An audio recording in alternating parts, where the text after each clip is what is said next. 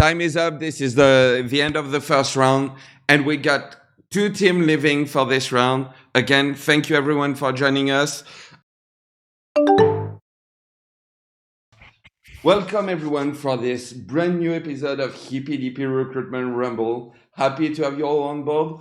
I know we're on a schedule, so we're going to try to make it fast. Rules. When I speak, no one else speak. If you hear a French accent, please shut the fuck up. I'm not going to try to give my opinion. I'm here to moderate. So yeah, when I speak, no one else speak. And I'm here to co-host, so if you hear a French accent, shut the fuck up! Yeah, okay. For the rhythm of the show, since we're doing a rumble, it's not going to be, so yeah. Danabo kind of explained everything, like, so you know that like at some point he's going to jump in.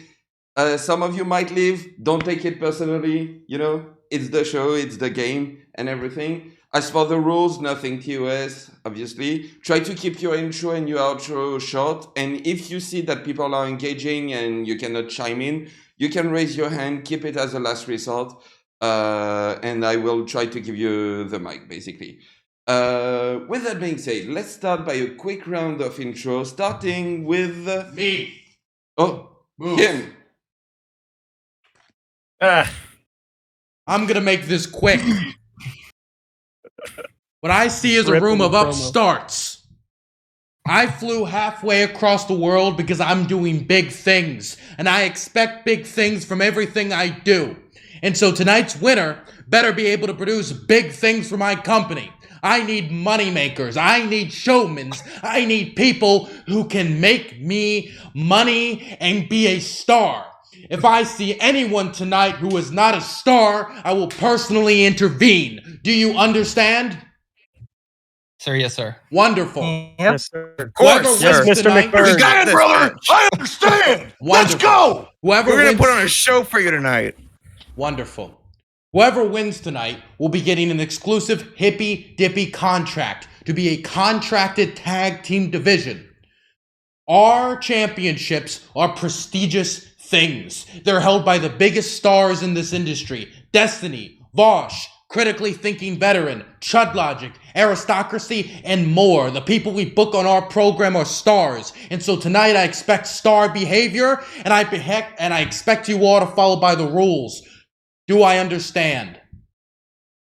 Do you? Yes. Of course, brother. Do you understand? I do understand. That you Wonderful. I will understand. smash. I understand. I understand. Somebody and you as understand. organized as this Either way. motherfucking prison Either way. convicts and motherfucking gridiron gang, all right? Don't even know how to fucking spell Mustang. That's what y'all sounded like. Either way, I expect good things from all of you. I've heard good things about each one of you, and I expect a good show. I'll be watching in the other room. That's a lie. I'll be watching wrestling. I don't care to watch the B show. That's what my fans do. That's not what I do. I'm making money. Good luck, and whatever. Let the best man, woman, or non-binary person win. What? Very nice. Mic drop. B-team, let's go! And That means I'm going to smash 2 of these Miller Lights together and spill them all over myself so Dylan likes me more. And then hopefully you spill one of them on your computer and we win because you had to bow out of the debate. It's over here. I'm good. I got hardwood. We're good. Shucks. all right, and with that being said, yeah, let's start by a quick round of intro, starting by Jebtan. How are you doing? Introduce yourself I'm doing well. and everything. Tell people where they Yeah. can find you. I'm Jebtan. Main place to find me is at Jebtan RIP on Twitter. I don't really stream as often, but I come on panels quite a bit. And I'm a conservative, libertarian leaning political commentator, I guess. I just hop on the panels. And I generally just look to optimize the government where it's good at things and eliminate it from the places that it's not, which is most things, in my opinion. Hell yeah. Benz Ferdinand, how are you doing? Hey, I'm good. I'm Bance Ferdinand or Heather. Either works. I'm a lefty Eurocuck, and you can find me on Twitter, Twitch, and YouTube at Bance Ferdinand. And yeah. All right. James. Mellow greetings, everybody. My name is James. I am from the internet, and I am, of course, repping the Tracksuit Mafia. And let's be honest, people, I'm here to legitimize this thing. Polly and I are going to blow through this room of jobbers in about 8 fucking minutes, and then you can get Dylan Moneybag Montgomery Burns, drag his sorry ass back out here, shine up them straps, because we're coming for him. Hell yeah. Polly.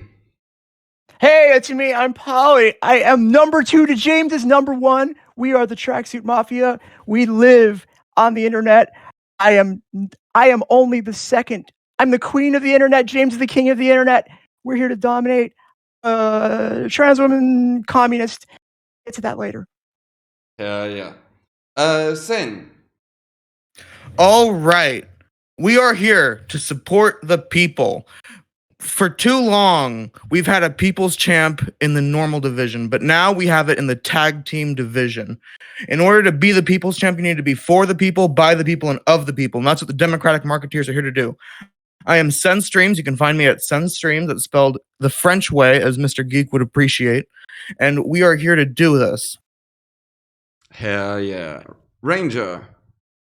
Hey, I'm Ranger and Rogue on all platforms. I stream politics, financial literacy, stocks, bonds, and gaming. Yeah. All right. Sleeve T-Rocks.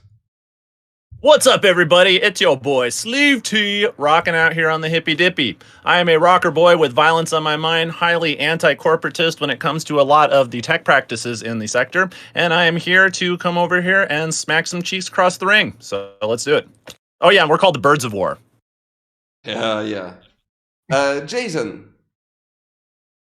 Hey, what's up? I'm Jason Society, repping Democratic marketeers, of the people, by the people, and for the people. Let's do that shit.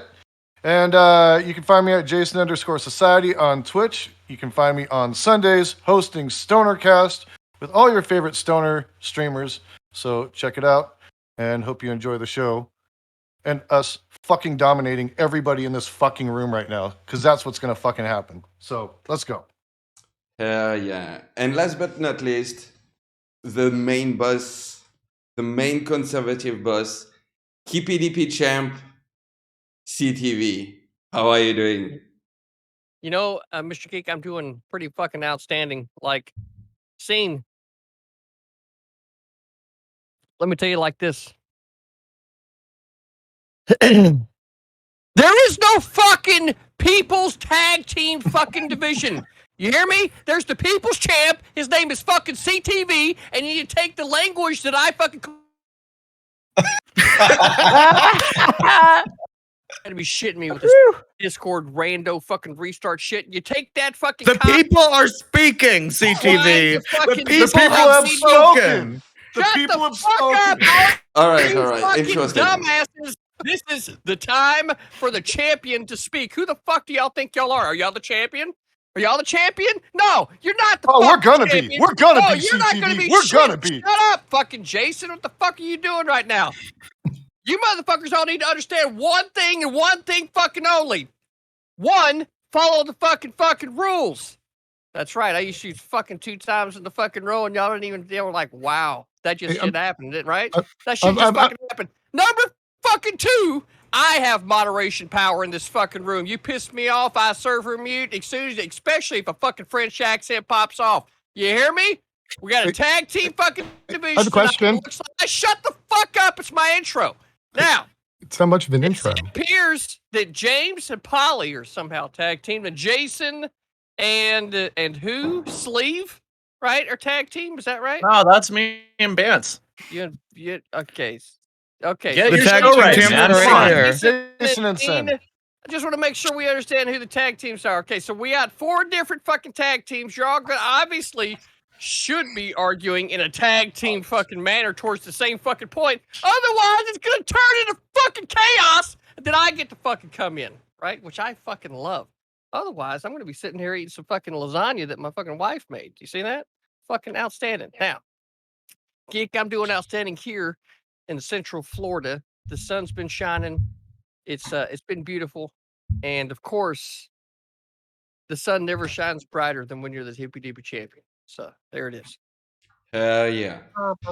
So, just as a reminder, because I kind of forgot because I had to tune in last minute, this is a Hippy Dippy Tag Team Rumble. So, yeah, the teams are James from the Internet and Polly, Jason Society and Sen, Ranger and Rogue and Jebtan, and Benz Ferdinand and Sleeve T-Rocks. So, I want to wish you all the best of luck. Good luck to get that contract. And with that being said, we're going to jump into the first topic, which is I'm trying to find it. All right. The first topic is gropers, grifters, liberals, and larpers. Is there a future to Twitch politics? So we're going to try to keep like intro statement and outro statement really short, 30 seconds to 1 minute. So we're going to start by Jason. Sure. Yeah. Is there a future of Twitch politics? Absolutely. Are there going to be groypers, grifters, fucking insane people on every side of it? Sure. But I think out of it, there's good conversation, and that conversation can lead to activism. That real world activism can create real world change. So absolutely, Twitch politics does have a future. All right. Sen. Is that even a question? We are the future of Twitch politics. But if you need to kick those grifters out, it's important to be real and it's important to be strong. And with our strength, we're going to remove everyone that does not actually believe anything. We're going to get those money focused people out of here, and we're going to get those gripers out of here as well. All right. Polly.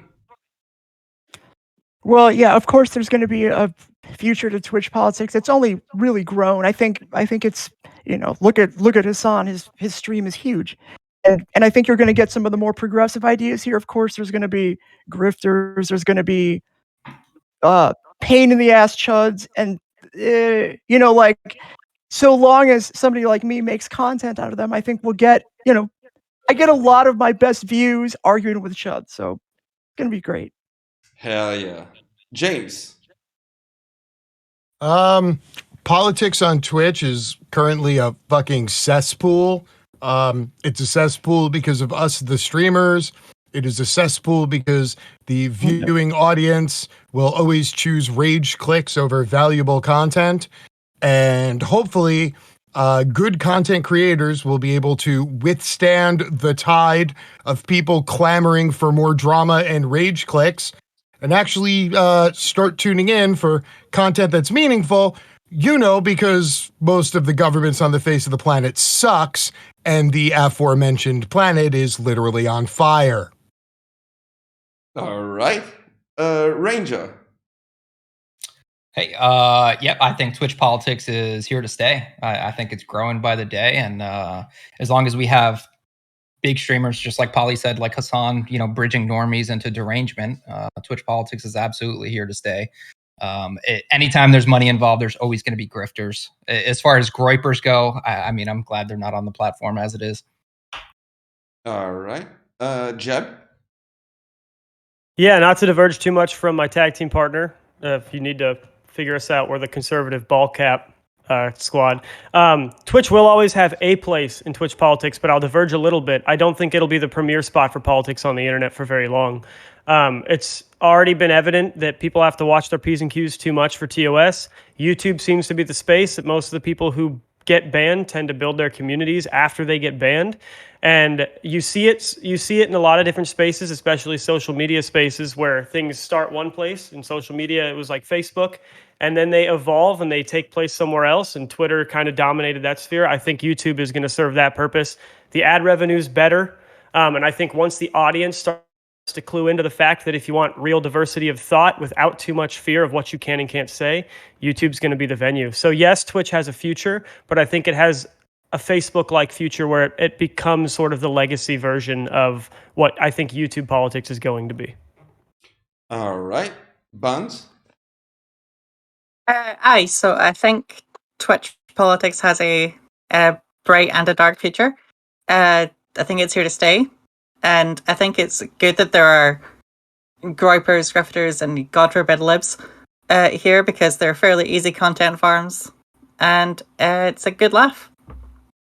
All right. And Sleeve Rocks. Hey, so my thought about the Twitch politics future, especially when it regards grifters, is that it really doesn't matter if grifters have a future or not, because in my opinion, grifters are always going to be a part of the landscape for one very simple reason. I believe that we partake in media not because media is a hypodermic needle directly injected into our brain, but rather because we have gratification of needs. So as long as there's a voice who's telling you exactly what you want to hear and kind of feeding it to you in a way that gratifies those needs, I think that there can always be an opening for grifters. And that just always happens to be the case with the ideologically inclined. So there will always be grifters on the platform. I would just say that the best thing that everybody can do is try and get themselves the healthiest media diet possible and just understand what you're watching, what their angle is, and hopefully you can kind of find the truth amongst many voices. All right. And with that being said, you can engage. All right, so I'll start out since I was really the only one that's sort of diverted from the Twitch thing. How do you guys grapple with, currently the market the market share is kind of in Twitch's favor because that's where people have learned to go for live streams. But how do you guys grapple with the future aspect of people realizing that those who are banned on Twitch but are on YouTube can't be on Twitch panels, but those who are still Twitch friendly can be on YouTube panels? Like, people are going to learn that they can get more and more diverse content from more creators on YouTube. It's definitely going to create more of an echo chamber, 100%. And I think it's going to be an echo chamber in each respective zone. Like you were talking about how a lot of right-wingers are going to eventually end up on YouTube just due to the nature of what Twitch politics is doing. But on the same token, I think that the other side, Twitch, is going to become way too left, and YouTube might actually struggle with a little bit of an echo chamber unto itself. And I think that that's a problem where we can't actually have voices that can communicate with each other across these platforms. We can't do that, then we can't figure out where the disagreements are or even where the truth is. Well, I think I agree. YouTube chat. Go ahead. YouTube chat. I mean, I think YouTube has a long way to go before it becomes a reasonable, like, a broad-based live streaming content platform. Like, the way I think about it is this: Twitch has a TOS, and if you don't like the rules of the TOS, maybe you're going to violate the TOS. But I think in general, so far as it affects political discussion, people should generally be able to comply with it. If your politics doesn't comply with the basic rules of Twitch TOS, I think you probably have dog shit politics. Wouldn't most conservatives disagree with that, though? Because I think most conservatives would probably say that the rules just go against what they believe inherently. And sure, you could say that that's hateful, but they say that just the rules are set up where they can't even express their opinion. Well, I think what would be that's the point. What's the rule? That's more along the lines of misinformation in regards to like the vaccine and stuff, things that were previously false coming out as like true now. Sure, and things. Sure. But in regards to actual policy, we're all on board. No derogatory, no sex act. Like we agree. Like, well, I don't know about that last one, but yeah, I don't know about well, that. Here's the thing. No sex the acts. issue, the primary like I said, issue. I don't know if we agree Twitch, on that one, brother. The primary issue with Twitch terms of service is one, that it'll change in ways that are vague on paper. Like they'll change things in very open ways that give you not that many clues as to how it'll be implemented. And then when they do implement it, there is no specific message telling you why you were banned and exactly what the infraction was and where it was and what you can What fix. part of TOS do you disagree with? YouTube is the same Platforms shit. are any different? YouTube is YouTube is the same shit. This What is the just fuck? I'm a conservative and I'm being silenced gripe. Like, Really, yo, is it? YouTube When did I changes their say terms that of I was service. being silenced? Hold on, don't YouTube- hide behind the straw man. When was I You saying said I was being silenced? conservatives. I said Conservative. conservatives 0 times in what I was saying. No. And gotta you listen also to the said that arguments Twitch before you is respond to them. rapidly becoming a liberal paradise platform. Did not say that either. Oh, you didn't say that this was becoming a liberal platform and it was becoming not at all. obvious 0 to times. anybody that it was becoming I think I brought that up Super like a 0 little bit. times. I Barely, said that it's like it could happen that it could be more left versus right, but I don't think that he said that. Y'all are on the same Regardless, team, right? though, like No, this me is and fucking. I'm on Slave's team. All cat mafia. I'm just on the side of Okay, truth I'm here. sorry. He was wearing a cap. I got confused. I thought y'all were. No, I'm fair enough. I'm on a team with Jeb, but I'm a centrist. I'm a libertarian. I mean, I take Well, it I issue got by issue. confused too. Some issues Yeah. I'm left, some issues I'm right. Same. So to the people that think that there's going to be an issue with the TOS, what is the current TOS provision that you think is going to preclude you from stating your political beliefs? It's not that, it's the evolution that Twitch is going towards. So for example, when they put out the most recent like big news with TOS change was back when they like banned terms like virgin and incel, right? Nobody knew like okay, you said no, that's not again. Let me continue the thought. So God damn it. When they said it, they didn't make it clear. They said in a derogatory sense, but does that mean if you're saying it to a chatter, it's derogatory? If you're saying it to another streamer, if you just say it, there's no clarification, and then there's no clarification in implementation because when a Twitch streamer gets banned under that provision, they don't know what provision they were banned under. They just say it's under their hateful conduct policy. But you can say YouTube is doing the same things, but why are all the Twitch streamers getting randomly banned with no notice, able to move to YouTube and not have a problem? That's your fundamental issue. YouTube is operating the way YouTube yet. That's why. And when they fuck up on YouTube, Destiny dual streamed on YouTube and Twitch when he had his issues with Twitch that he still doesn't totally know. Didn't what the Destiny get notified as to why he got kicked off? Because you said vaguely people are getting kicked off and they're not being told why. And then you mentioned Destiny. Correct me if I'm wrong. Destiny tweeted out the picture of the notification that he got from Twitch explaining why he got the ban. I believe it said that he violated the hateful conduct policy. That was it. And again, what I fail to understand is how is any of this politically slanted? I didn't say it was. I'm saying that politics on YouTube have a better breeding ground to grow because you have less restrictions and you have more people that can participate. YouTube is operating the way. Hold on.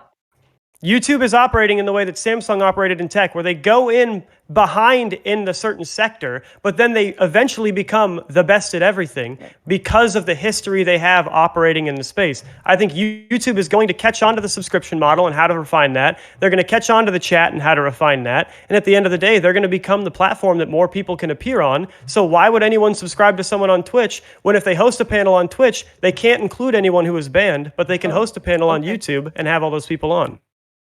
Okay, I want to get your position though. Is it not politically slanted then, the Twitch TOS? It just happens to be too restrictive then, is your position. It's fair. I don't think in verbiage or on paper it's politically slanted any direction. I think it's just too restrictive to have reasonable political conversations on actually tough topics. I think it's the nature of the beast, though, because a business model, that's the whole point. They want to make it as vague as possible, because if anyone does decide to step up and be litigious, now you're adding damages, you're fucking with people's money. Like, you can be sued for a lot. And when you falsely ban someone and you catch a lawsuit for that, there's a reason. It's designed that way for a reason. Twitch has a team of lawyers. It's not vague because they're incompetent. Yeah. And that's where I think that they're going to get stuck, and there's really no reason for them to change because they have strong reasoning for what they're doing, and it's going to stick them in this position behind YouTube consistently if YouTube can consistently have more and more diverse creators on their platform. I want to try to YouTube for fucking COVID misinformation that had nothing to do with that. Sorry. No, Jason. All right, I want to try to sleeve the rocks, and after that, back to Jason.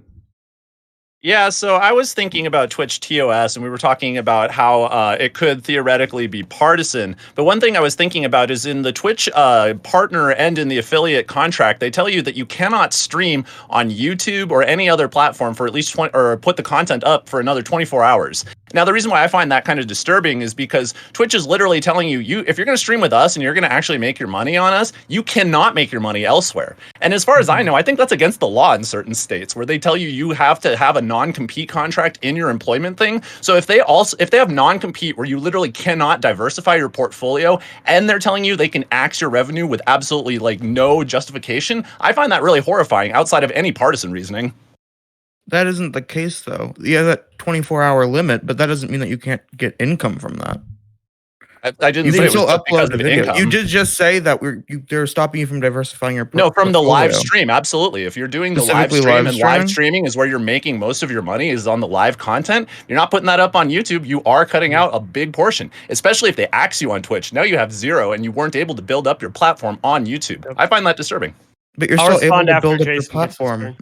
Hey, yeah, but not in the same way. They're telling you literally cannot do something. I think that's like, when it comes to employment, that's not cool. Hey, I just spent like the last 5 minutes reading the YouTube TOS. Oddly enough, looks almost exactly the same as the Twitch TOS, with the same vagaries about morality, content warning, pedos, false information, harassment, cyberbullying, hate And yet, speech. dual streamers are getting banned on Twitch and not on YouTube. I don't know what your point is, dude. Destiny was dual streaming, same stream. Twitch banned him. YouTube didn't. Like practically. Yeah, why do you think that there's a was? Why do you difference. think that Twitch did and YouTube didn't? I don't know. I honestly don't know. I think it's just Actually, a that's part for, of Twitch's implementation structure. Our lovely bearded friend up here. I was actually curious what his opinion was. It's because YouTube has like 300 million concurrent viewers at any time, and Twitch has like 750,000 concurrent viewers at any time. So they're monitoring like 6,000% of a larger space. Plus, they have 14 sub platforms. So you're saying they can't moderate it? shorts. Yeah, Well, you think no, no one has brought it to their attention yet? That nobody has brought the attention because Destiny is not like a, you think Destiny here, he's like the number 2 like biggest political streamer on Twitch and on YouTube, like other than his Twitch-based content, he's not. All right, guys, time to switch it up. We got a new topic.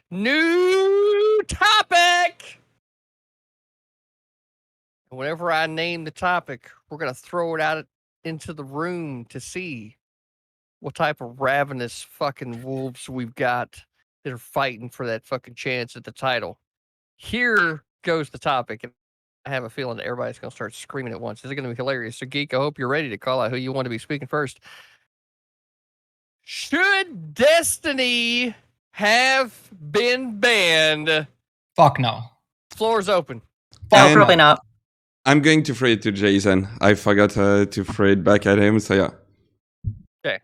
Yeah, should Destiny have been banned?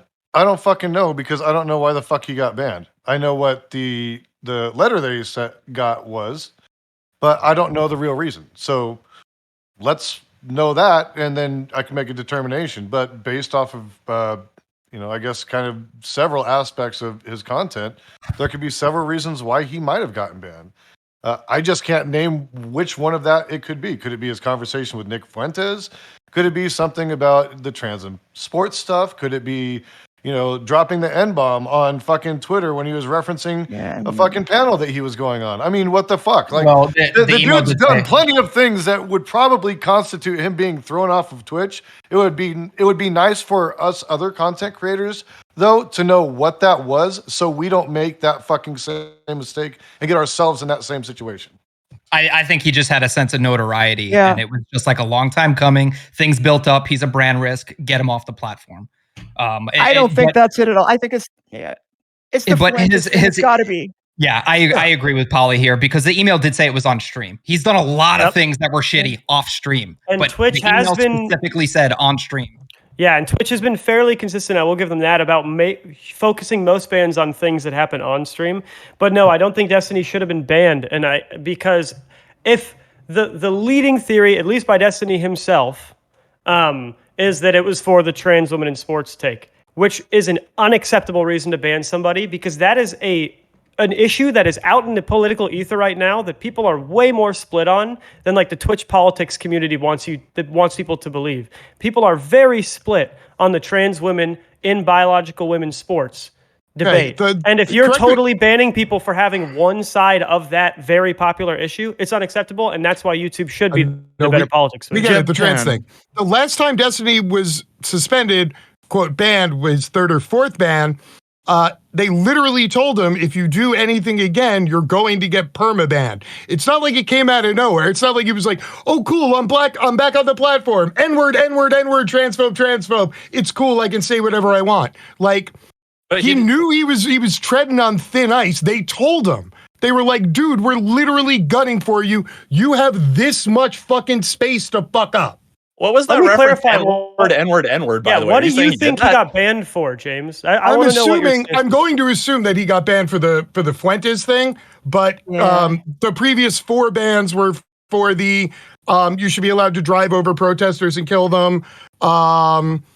Let's see, what else did he get? Did he get suspended for? He got suspended for the aggressive community actions towards a trans person's community after transflaming them. I mean, it's not like we can't make this sound like he wasn't suspended a bunch of times before. He wasn't on his last warning. We're talking about this one. You assume it was the Fuentes thing after they told him, if you fuck up again, we're going to kick you. So do you think it's Yeah, good the to tr- kick the tr- people for challenging people like Nick Fuentes on their ideas? Because that's what he did that whole time. He wasn't buddy-buddy with him. He I was directly agree, but challenging the him on his TOS is ideas. you can't talk to people who were banned, Yeah. and if that's why he got banned, then that's what happened. He just That's wasn't really allowed to talk clear-cut. to him, and then they X'd Yeah. him. And I don't agree with that, by the way. I think that that's like a pretty shitty rule because it really does stifle dialogue, just like what you're talking about. But that Yep. is Like you the should be able rule. to ban So people if he from your did that, he chat? can get banned. Yeah, and Do you so when think, you're do you talking, think creators should be able to ban people from their chat? of course. What? Yeah. Okay, so then yeah. why Why wouldn't not? Twitch or YouTube be able to ban a creator? I Because think you the chatters aren't making money off of us. It's not their job. Mhm. It's not their employment. And again, you if know you're what? This- Twitch, right, we're saying, do we believe Destiny should have been banned? I don't, and so from my point of view, I don't think Twitch should have a TOS that makes it harder to challenge grapers on their shit views. Why, as a politics space, would we want a TOS that keeps people from challenging Nick Fuentes publicly on his views? So every public forum he has is completely unchallenged. It's him making a speech in front of a bunch of gripers jacking him off. I would much rather Twitch made it harder for him to platform gripers in the first place. To be honest. Why? Yeah. When Bance is talking about how making it harder to platform them might be a good idea, I'm guessing that you're going to say because irresponsible platforming and people who aren't able to challenge these ideas properly could lead to a much bigger platform and them being spread a lot more quickly, right? Yeah. Like, Yeah. Well, don't you think that discourse and challenging the ideas of someone like Nick Fuentes, Destiny would be the person to do it? Oh, I totally Well, agree let me with ask- that. yeah, probably, but that still doesn't change the fact that like he's still getting his views out there, and more people can listen to them. More people can be converted, or so. They're gonna get out there anyway. He owns a platform. I mean, I don't know what to tell you. He literally streams almost every day. You mean Like there's Fuentes? there's an entire platform of N-words and slurs and everything else out there. How many views Right? does Fuentes get? Cozy? Isn't it How many Cozy? streams? I don't watch him. Yeah, I think because that's that's the the name of point, is that this is like so relegated to like the deep ends of the internet Yeah. where like all the trash goblins hang out and they just like spew N-words in the chat and stuff like that. Like this is like this is where you don't want to be put in the internet. You don't want to be put over on Odyssey and stuff like that. You want to stay on Twitch. You want to stay on this. Right, And but that's why there is a real exactly. conversation about what conversations you can have on the platform and how they should be Exactly. adequately challenged. All right, nobody if here is your goal arguing is that bans shouldn't exist, right? Nobody is saying bans should not exist. I should be able to ban someone from my chat. Twitch should be able to ban a streamer. The question here at play is justification. Is it justified, or is it just Destiny's a brand risk? Yeet.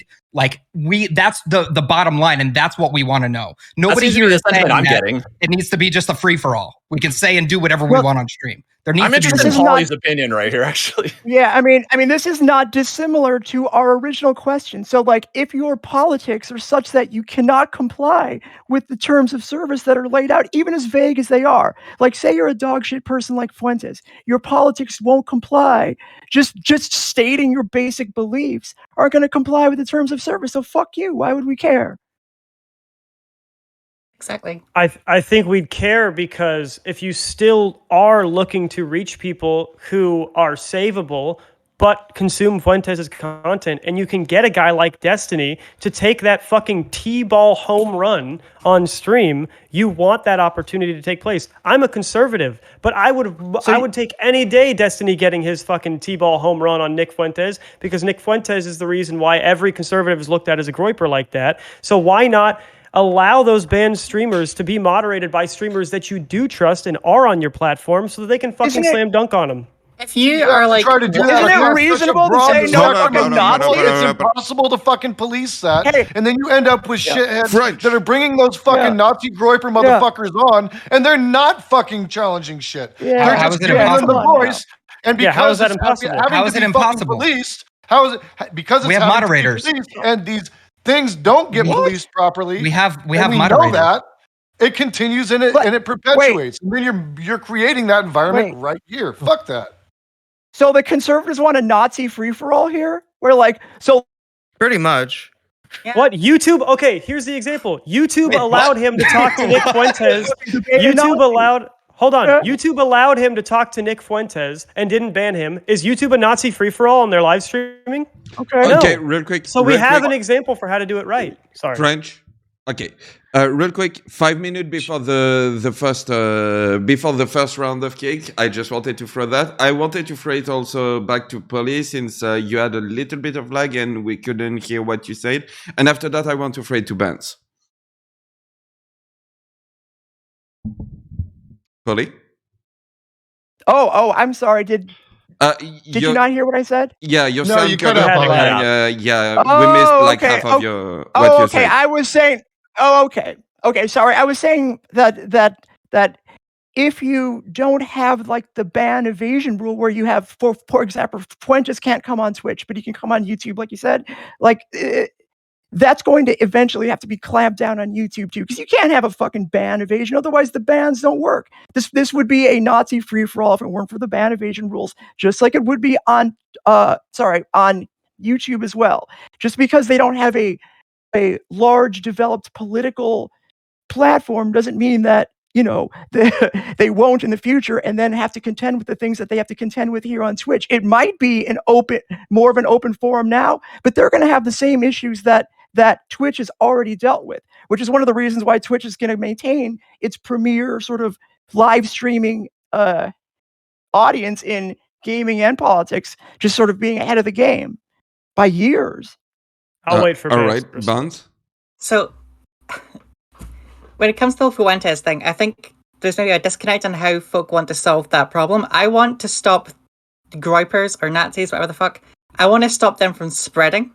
I want Nick Fuentes to not have a platform to just like fucking scream into the void about the Holocaust denial or whatever and create more groypers.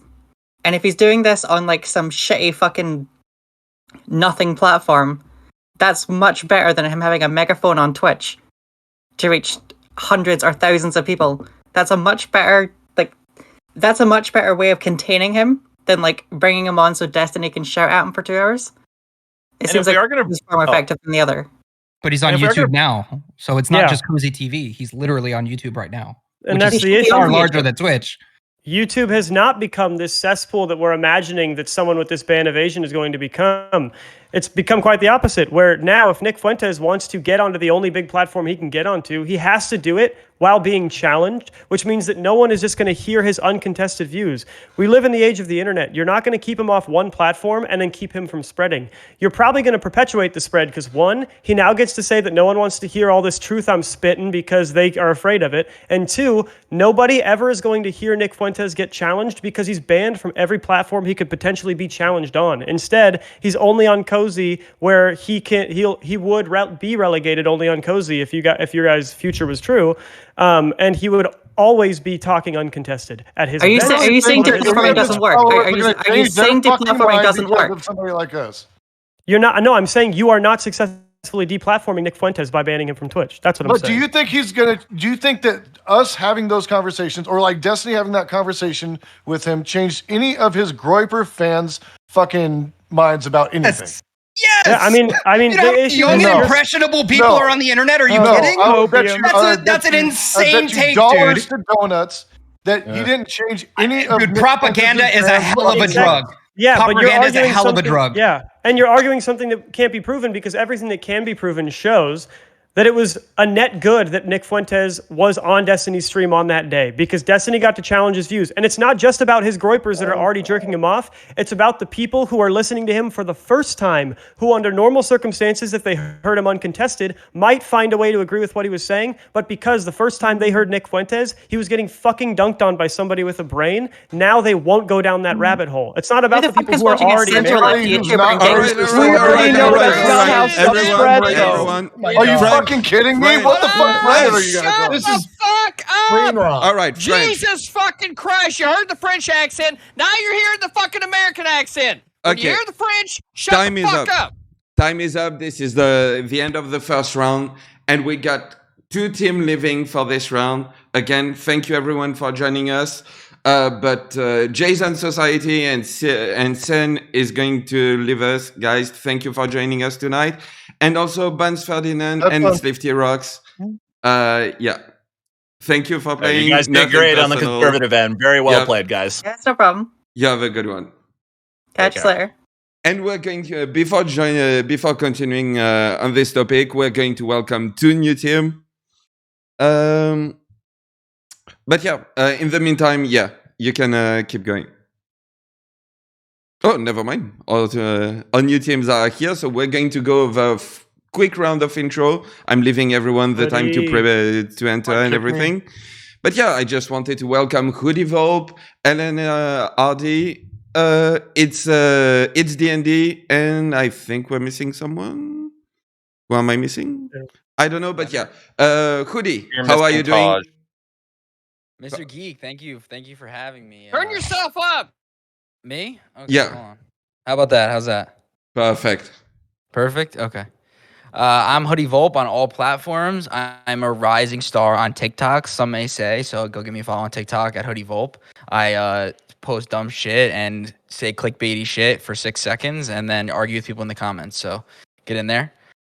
Me and Leonard today are the Heme Orbiters. We are rising stars in the Twitch politics space. We get all of our clout from Heme. So shout out Heme. And we're here to represent tonight. All right. Leonard. Yeah. I am LNRDI on Twitch, but all my friends call me Leonard. I stream variety in the mornings. I play games. I do cozy react shit. I cover and dissect debates. I love debates more than Kevin Castley. So if you want to see argument or you want a cozy place to listen to music and chill while we work from home, check me out. I'm live 9 a.m. EST on Mondays through Saturdays. All right. It's D&D. How are you doing? What's up? I'm It's D&D. I'm a Twitch streamer and a now retired commentary YouTuber. I used to cover furry drama. I'm now working on making my thing fully into Twitch politics. And yeah, you can check me out on pretty much any platform. And I just shit post on TikTok. Yep, that's everything interesting. Nice. All right. Taj Binjan. How are you doing? I'm doing great. Glad to see you doing well, Mr. Geek and CTV and everybody. My name's Tajman John. I'm with the YouTube channel and Twitch channel, Bars and Joysticks, covering hip hop, video games, politics, and everything in between. Look forward to being here. And yeah, I was looking forward to this for a long time. All right. And with that being said, let's jump back into the topic, which is, should Destiny have been banned? All right. The floor is yours. I'll listen to the new entries. Yeah, let's go. Let's do a quick round of give your intro statement real quick, 30 seconds, 1 minute up. Hoodie, go. So I don't necessarily think Destiny should have been banned, but I think that we should not allow Nazis on the platform, like was kind of being discussed previously. But I also, part of me thinks that it's cool to watch dumbasses get flamed by somebody who's smarter than them. But I don't know. I think I'll pass it to Leonard and see what he says. Leonard. Yeah, I agree with the top stuff that's been said. Like, Destiny probably shouldn't have been banned, but we would need to know more about why he was banned to really make any kind of statement about that. But if we're talking about what the merits of debating Nazis on the platform are, I don't really understand where the idea comes from that we think we can debate down Nazism with good ideas, right? It just doesn't really translate for me why people think that we can convince Nazis who are openly, like, intentionally or in like a bad faith kind of way, whatever you want to say, trying to spread a Nazi ideology, why we would think we can debate them into submission with the right arguments, or what effect that has. All right, it's D&D. I think Destiny, if he broke terms of service, deserves a ban. If you break terms of service, which you agree to when you use a website, you deserve to be banned. However, if they banned him out of a political disagreement, out of an employee's personal dislike of him, that's wrong. But I believe that his ban was justified, and I'm personally not that sad to see him go. All right, Taj Binjan. Yeah, along with It's D&D, if Destiny broke the rules for the platform, then unfortunately I agree with the ban. I'm a huge fan of Destiny, though. Hope he does well on YouTube. Maybe he'll come back. People do come back occasionally, and he's big enough to warrant that, I'd say. But if he broke it, then the rules are the rules. Dim's the rules, and I'm saying. All right, and with that being said, the floor is yours. The floor But I is think open, people- and the only thing that needs to be said right now is that there is no fucking way that Destiny should have been banned. Frankly, Well- there's nothing in the last fucking month that would have justified this. He's done Indefinitely. way worse shit in Yeah. the fucking past. Way worse shit, and we Yeah. don't even have anything specific from fucking Twitch. We have hateful conduct. What the fuck does that mean? What do we have? We got shit Twitch. We got shit You're handing us shit, and you're telling us to eat a fucking sandwich. I don't give a fuck about your sandwich. You need to go back to the kitchen and make me some motherfucking chicken salad. All right? Because this is some bullshit. No way Destiny should have been banned. Just go for it, D&D. Yeah, I Don't raise will- your hand. Get in there. All right, so Well, I- Destiny did bring Nick Fuentes on a stream on Twitch when Nick Fuentes is banned. That's against terms of service. Destiny used the N-word on his Twitter. That is against terms of service. If you break terms of service, you get banned. It's the sad reality. But Well, again, so the indefinitely? issue, yeah, and he was banned for something on stream. Now, I'm not We need to saying that- clarify. I'm He not was banned saying for that he something on should have stream. been. I'm not saying he should have been banned indefinitely. Personally, I do think that this was a little bit too harsh of a ban for bringing someone on off stream on then a it's stream not who'd been justified. banned. But if he broke terms of service, Twitch can choose how to enforce them, and he's broken the rules before, so maybe he had too many active violations. I think I mean, one I know thing that it people was are mentioned missing. earlier, and I wanted to mention this. You know, I think this is an important thing to interject. Is that Yeah. I think some people are speculating that he might have been banned for discussing whether trans people should be in sports or not, and I find that pretty unlikely. That's a debate somebody like me has all the fucking time. You know, like I would get banned for having people on that like take the counter argument to what I take from that, and I see those discussions happening all the time. I don't think that's what happened. And so to the point of Leonard's point where he's like, I don't get the point of debating Nazis. Here's the issue. Yeah. People fundamentally look at like this viewership community as they are either Nazis or they will never be Nazis, and then there's no other thing in between. Destiny was debating Nick Fuentes on Russia versus Ukraine. So even if they're not Nazis, they might not know Nick Fuentes is a Nazi because he's been banned off the platform for so long, but they might get baited into his train of thought through this Russia-Ukraine issue, but Destiny was allowed to nip that in the bud by slamming him on the Russia-Ukraine issue so nobody starts down that path. Everybody talks about this alt-right like pipeline through these social media and addresses it exists, but they don't worry about the mechanics. The mechanics are surface level issue that doesn't seem Nazi-like. They rope them in that way, and then they get them on Cozy TV, and then they finish the job there. You need to challenge them on these surface level issues to keep them off of that pipeline. What That's not how Nazis fan are we talking about here? Go ahead, James. Like someone who found Nick Fuentes on Twitch because of Destiny, not somebody who's already been sucked into the YouTube algorithm with Nick Fuentes videos. Like, who are we talking about here? Leonard, Someone who have has you- access to the internet. There are people that go on Twitch only for the political content, and there are people that go on Twitch and YouTube or just YouTube for political content. Leonard, it's very possible that someone on Twitch, that's their first time seeing someone like Nick Fuentes ever. Yeah. And honestly, frankly, I'm going to say something that's going to piss a lot of people off. I don't think a lot of you are very good at debating Nazis. Which is why Okay. Destiny is the man to do it. Yeah, right. That's not how Nazi ideas spread anyway. You don't have. I mean, like, Okay, we can generally say that information is not disseminated like reason X and reason Y. Like at any point in your life, have you ever just gone on the internet and just researched a position that you were maybe unsure about? You're like, am I right on this? Am I left on this? At no point. Maybe you're on YouTube. Maybe you come across a YouTube video of Destiny just fucking dunking on a Nazi. Maybe that's the final push. There's propaganda and then there's counter propaganda. We have to challenge these ideologies, otherwise they will spread. That is literally your fear. How often do people? All right. Sorry, French. Okay. I'm jumping in because we're going to change topic right now. Speaking of propaganda, we're going to switch to basically Ukraine, the first social media war.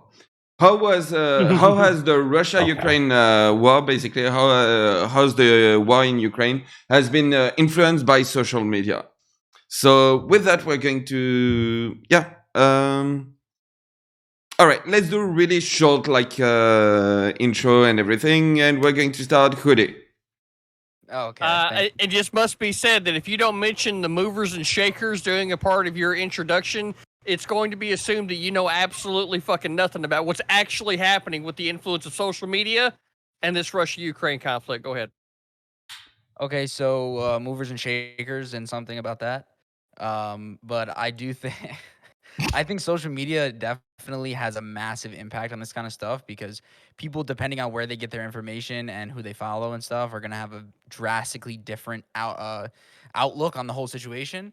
And you know, like people who are Haas supporters from day one or something, right? Now they're all pro-Russia. And they probably, if they, they're left-leaning people who were just a fan of Destiny or Vosh or something, they wouldn't be pro-Russia. So I do think it's a bad thing, but it also sheds some light on some stuff that you would never see. So, all right. Leonard. Turn yourself up. I completely agree with what Hoodie said. I think one of the things that the Russia-Ukraine conflict really shows in an interesting way is the impact of what the split in media consumption is in society, where you have groups of people with different political ideologies who are consuming almost entirely different forms of social media and reading news in completely different ways, and having the difference between a Haas viewer and an IRI viewer's perspective on what the conflict is and who's right and what events have taken place, what's propaganda and what's not, or what's fake news or what's not. I think that the conflict really demonstrates how impactful that split in the consumption of news media is for society. All right, Jebtan. Yeah, so I think it's proven two things. One, the principle that somehow, no matter what the issue, there's always going to be a chunk of people on both sides, which I really didn't think was too possible in this issue. But two, I think it does give a chance for those counter views, like being pro-Russia in this Ukraine thing. It does, give people who would normally be people who just don't know shit about it and don't say shit about it a reason to jump in and say dumb pro-Russia shit because they're fans of Haas.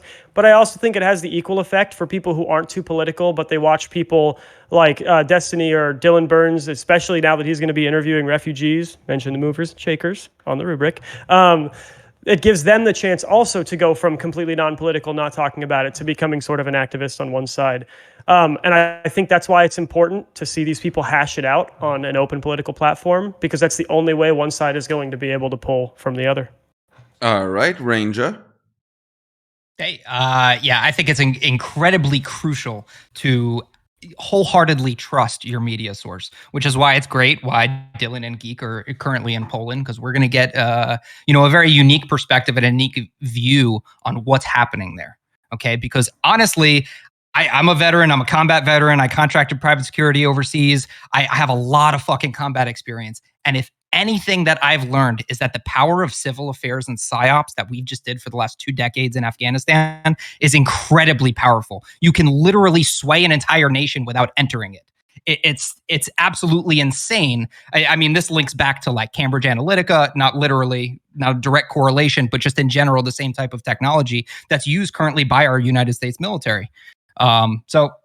I just think propaganda is incredibly powerful, and I don't believe majority of the videos and shit that I see. Half the things, because I follow so many political people on Twitch or Twitter and stuff, and I always see every day I look up and it's Haas liked this video, Haas retweeted this video, and it's some unknown fucking Russian unverified page with some random Russian letters of Ukrainian soldiers kicking people. Dude, they could have stole the fucking uniforms. No one knows shit of what's going on right now.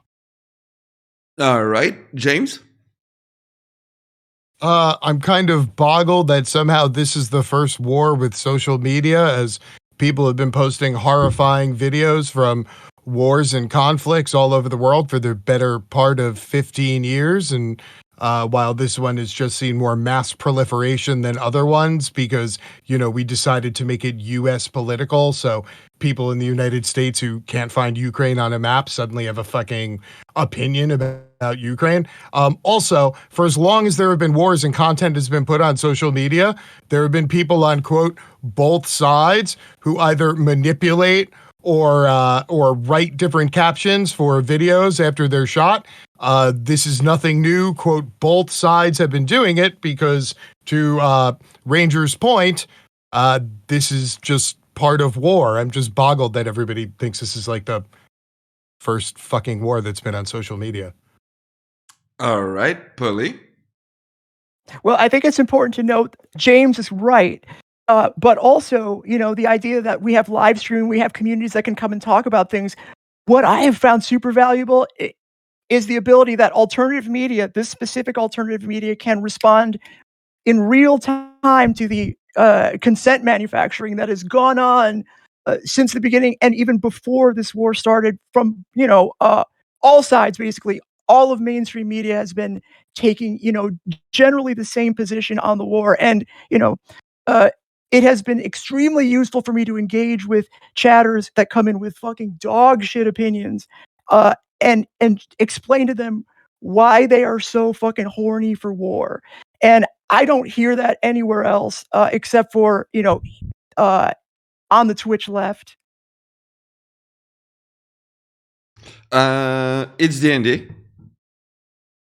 I think that the effect that this war is going to have on social media is going to be interesting in a few ways. We're going to really see a lot of people's true opinions because they feel like they can come mask off about issues like this. We're already seeing this with people like Haas, who you would expect to take more of a neutral perspective. You're seeing this with people just spreading pro-Russia propaganda with absolutely no idea of what's going on in the conflict, who've seen one CNN article and said, okay, I understand the conflict fully. Let's tweet about this. Let's talk about this. But I think you're also seeing the opposite. You're seeing people that are super educated on topics like this speaking about it in just very irresponsible ways because the money's there. They can make money off of this and they're seeing the dollar signs. They're seeing the profit. All right, Tashbin John. Yeah, I think that it's going to be really interesting to see how people's, we're seeing now, how people's attitudes towards different actors in this conflict kind of pan out based on what media they consume. Like whether that's based on educational status, based on age, based on a whole lot of different things. Like people on Fox News feel a certain type of way. People who go on Twitch and YouTube for their political commentary feel a certain type of way. So yeah, we're already seeing actors, good faith and bad faith, all around. And yeah, that's pretty much it. All right, and you can engage. Yeah, so I think the first social media war thing was kind of a meme. I think we understand that other wars have been shown on social media, but this particular conflict, like James said, has been picked up a lot more aggressively. And I think that's why this war has done what I said, which is take people who normally just wouldn't have a fucking opinion on it and made them have an opinion on it.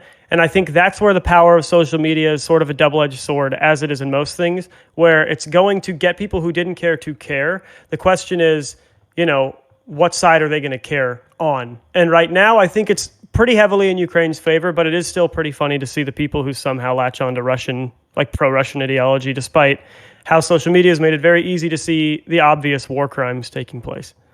Now, the problem is that this is the first conflict where the movers and shakers have been directly involved.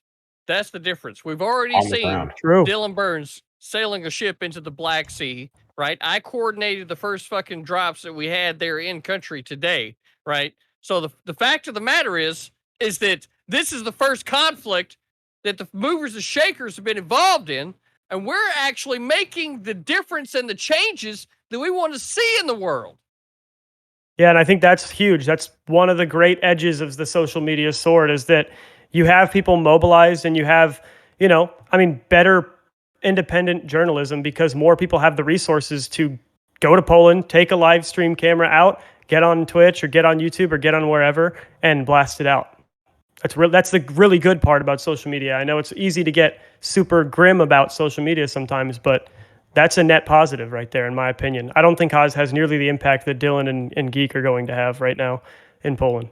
Yeah, another huge differentiating factor is absolutely going to be, there's obviously an aggressor in this situation, and there's obviously disparity of force in this situation. So it's kind of hard to just turn a blind eye. The propaganda is very skewed one way because the majority of the world is like, hey, I like breathing and talking and existing. And then there are deranged people that just don't understand reality. Yeah, but like to speak to the power of it in general, right, is when Putin talked on TV about like how the West is canceling J.K. Rowling, and then that gets picked up by Fox News, and you have Tucker Carlson saying like, oh, wow, look at this Putin saying like something good. And it's like there's like a formula to it kind of, and you understand how to manipulate people in that sense with the media, right? And it's just a classic example of that working perfectly because now you're putting Putin in front of a microphone to Fox News.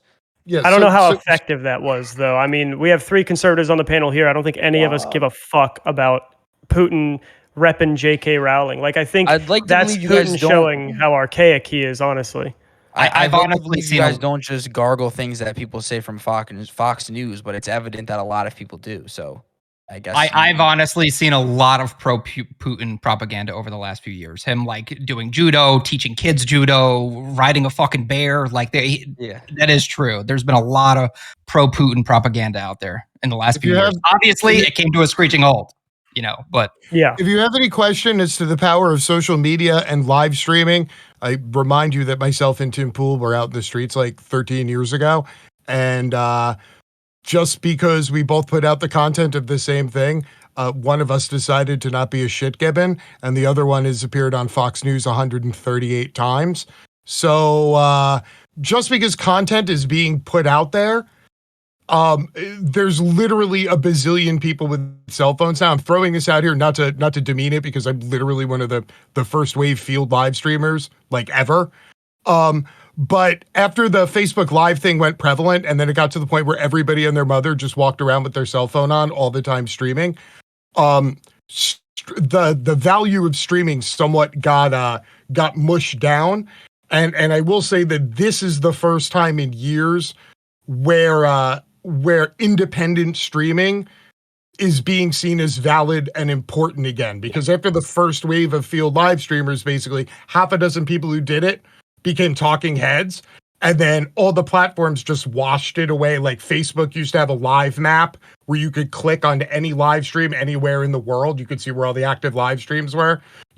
They killed that. Twitter killed 3 different iterations of streaming, like in like a 6-year span, especially when they bought like Meerkat and Periscope, and then wiped one out, then took the other one down after taking down Vine.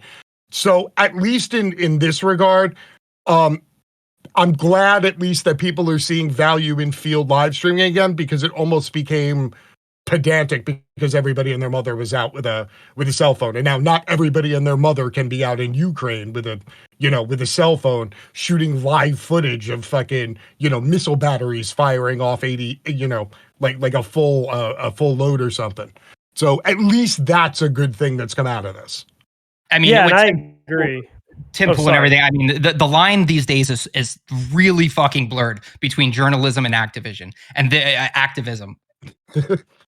You know what I'm saying? So essentially, people that are just fishing for confirmation bias, and they just want their echo chamber, and that's okay. It's part of the entertainment.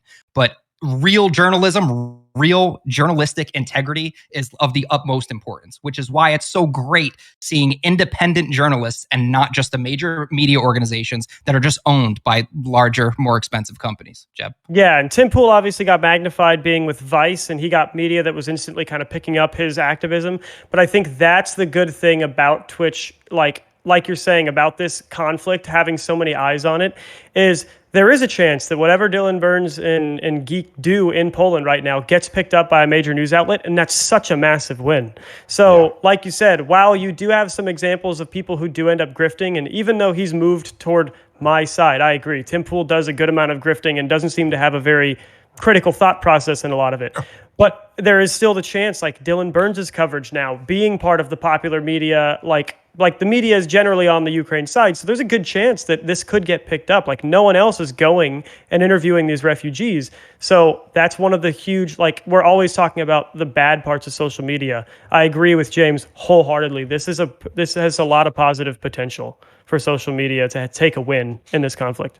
Yeah, I mean, especially deploying to combat zones and seeing like American news and the coverage in Afghanistan, and then all of the little stories that I know and that I was privy to, and understanding the culture and the history. And there's just so much untapped information other than just the propaganda machine, just indoctrinating everyone.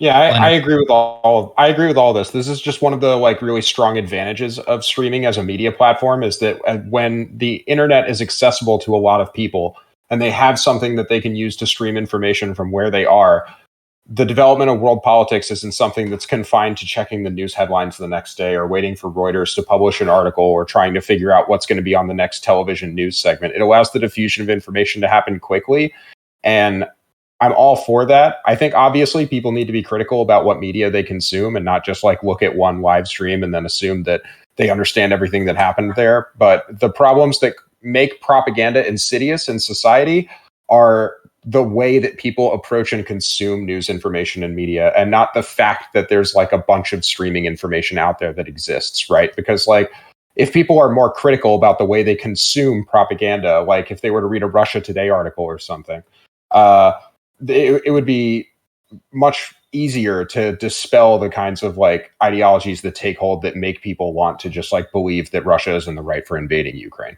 right? I mean, for this to sound rude, but I'm not sure. I'm trying to weigh like the cost versus like the benefit of people that are like on the ground for a lot of these things. Like how much misinformation is made by activist journalists, versus like how much benefit is given to society from activist journalism. I'm just not sure on it. I just see so many people that say, "Oh, Syria," so that's why I'm pro Putin, and like these things do get in people's minds, and people do have their beliefs and thoughts change due to like really shitty information from people like Tim Pool. I'm not confident in saying that the good actors outweigh like the harm done by the bad actors.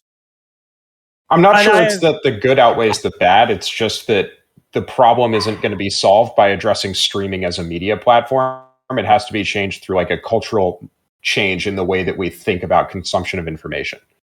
Yeah, because I mean, if it's you look hard at to the find an lion's overly share- bad.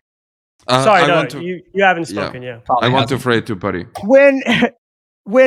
when the vast majority of the large media companies are basically pro-war and pro-huge war and pro-military industrial complex, I feel like, yeah, there's going to be some dog shit opinions from independent journalists, but we need to have some sort of balance here to sort of pull back from the. I mean, we know this is a problem. Particularly in the U.S., our defense budget is completely ridiculous because of the constant warmongering, whether there's an actual conflict going on or the fear of a conflict. And so I'm less, I think the balance is not, if we worry too much about misinformation with respect to like being anti-war, we're going to allow the pro-war misinformation just continue unabated like it has for 50 or 60 years. Yeah, Polly nailed it. See, now I disagree even that mainstream media is pro-war. Like Fox isn't, Tucker Carlson isn't, MSNBC doesn't really seem to be pro-war. What do you mean by pro-war? Do you mean just like actually I don't even know. What do Disaster you mean by sells, that? dude. It's the media. Like they don't want to cover old lady slipping in a grocery store. They want to cover World War III. Okay, That's literally how they make their money. There's an old adage. French, James, and after that it's D&D. Yeah, there's an old adage in television as somebody who worked both at RT. Yes, I worked at RT and at CNN. It's a phrase that's been used in the media for the better part of 50 years. And it is, if it bleeds, it leads. And there's a reason why not only is that an expression in an industry, but that it's been used like literally ad nauseum within the industry for the better part of half a century. All right. It's D&D. We all understand that the media profits off of disaster. It loves whenever some horrible thing happens. It loves things like mass shootings. It loves things like wars. It loves everything horrible. But what else? What is the danger of listening to the mainstream media over independent journalists? Because from what I'm seeing online, from people like Vosh, who I have a lot of respect for, from people like Destiny, who I used to have a lot of respect for, they're all engaging in over dramatized, highly fuck for the word, sorry, but they're engaging in the most overdramatic, most clickbaity version of reality because they understand it makes them a profit. That's the same thing that the mainstream media does. What makes hold on, an I want to independent challenge. I need to person push different? back on that. Because you were really specific, so I'm going to be really specific. In the Ukraine conflict, right? If the media is being pro-war and kind of pro-disaster, how do you think that, let's say, Destiny's take on the Ukraine war not being justified on Russia's part, but the U.S. should not declare a no-fly zone or send troops, they should just send assistance. How do you think Destiny has partaken in some dramatic reality that's so far from the actual reality in a way that didn't measure the mainstream media's pro-war narrative? I feel like he did the exact opposite.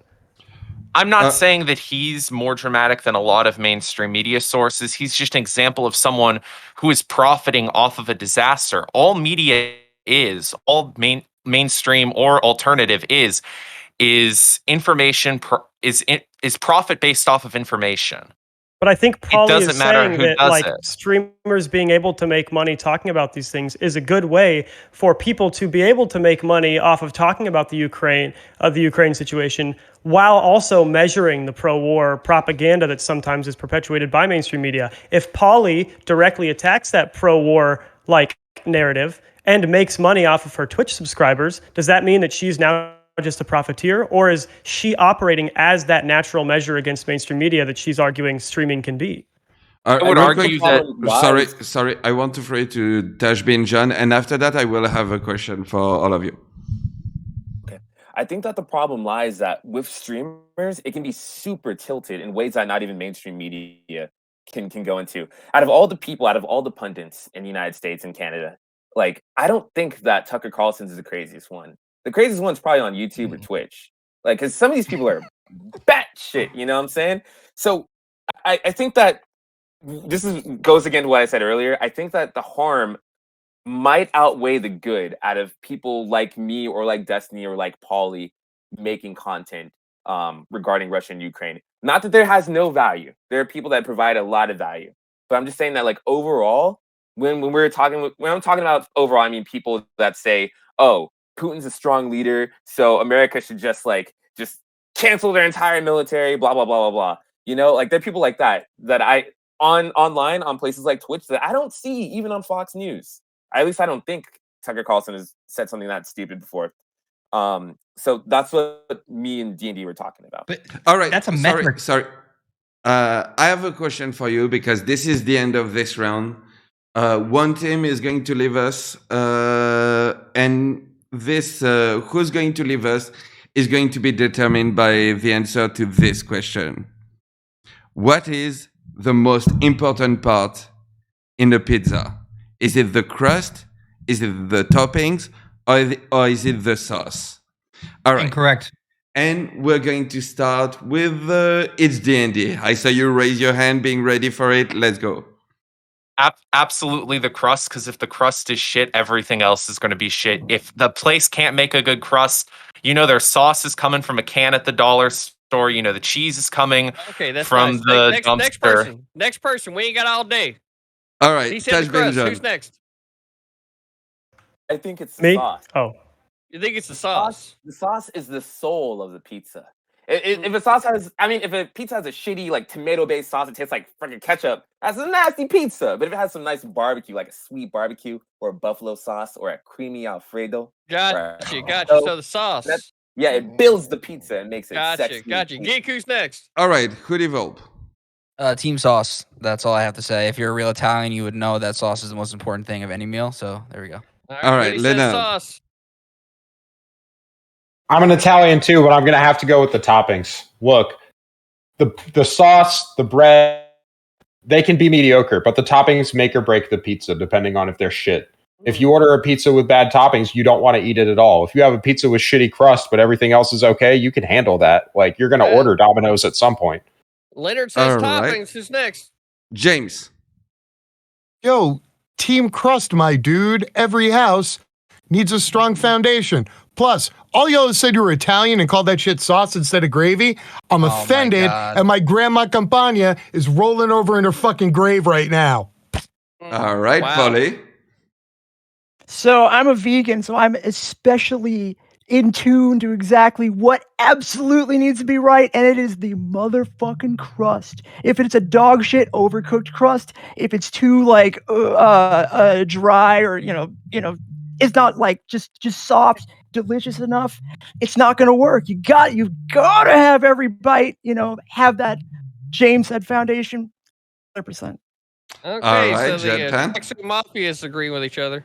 all right. Listen. Okay, there's a lot of different types of pizzas. All right, and you know what changes with the different types of pizzas? The way the crust feels and how much cheese is on it. You know what doesn't change? The sauce. You need a good sauce. The sauce needs to be acidic with some bite, but a little bit of sweet. And it doesn't matter if the crust is a deep dish crust or a firm crust or a mushy crust or who cares, okay?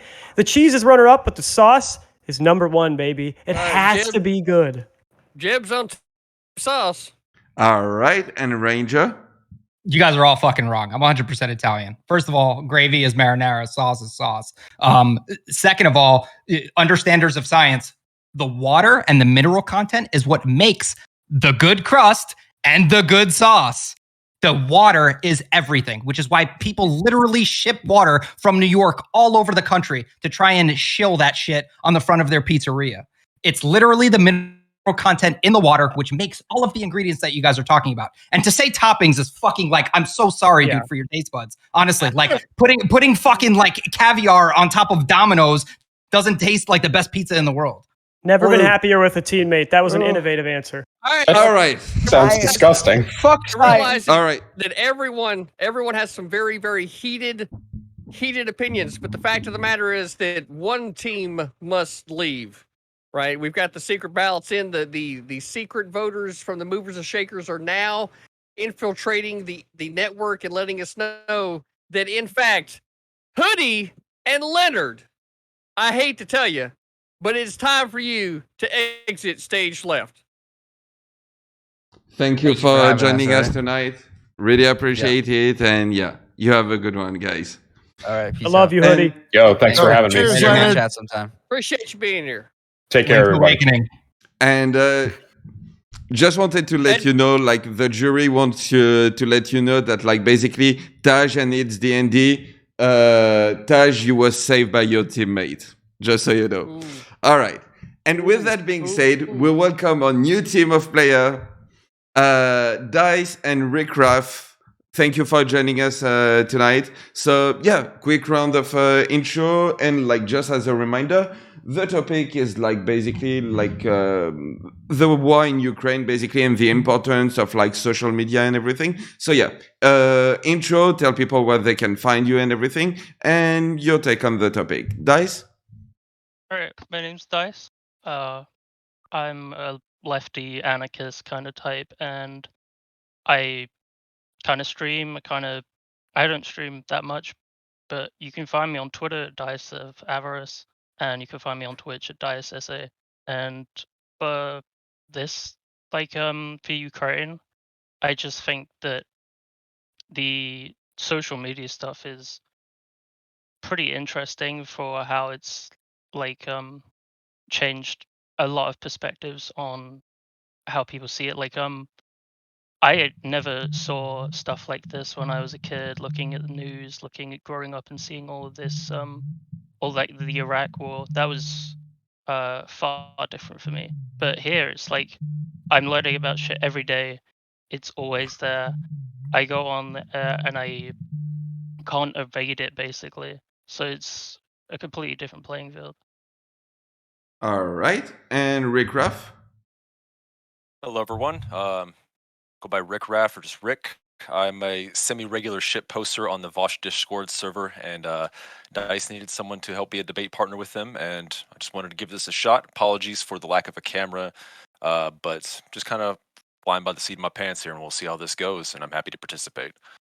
And as far as Ukraine goes, fundamentally, I do think that there is a big difference with the social media aspect and how that is influencing people's perceptions of this war, because for many people, of course, you can just get those on-the-ground reports immediately and get a signal boosted by streamers such as yourselves and Dylan, and it can really help people to feel more involved and find ways to be able to get involved through charities or even more direct efforts.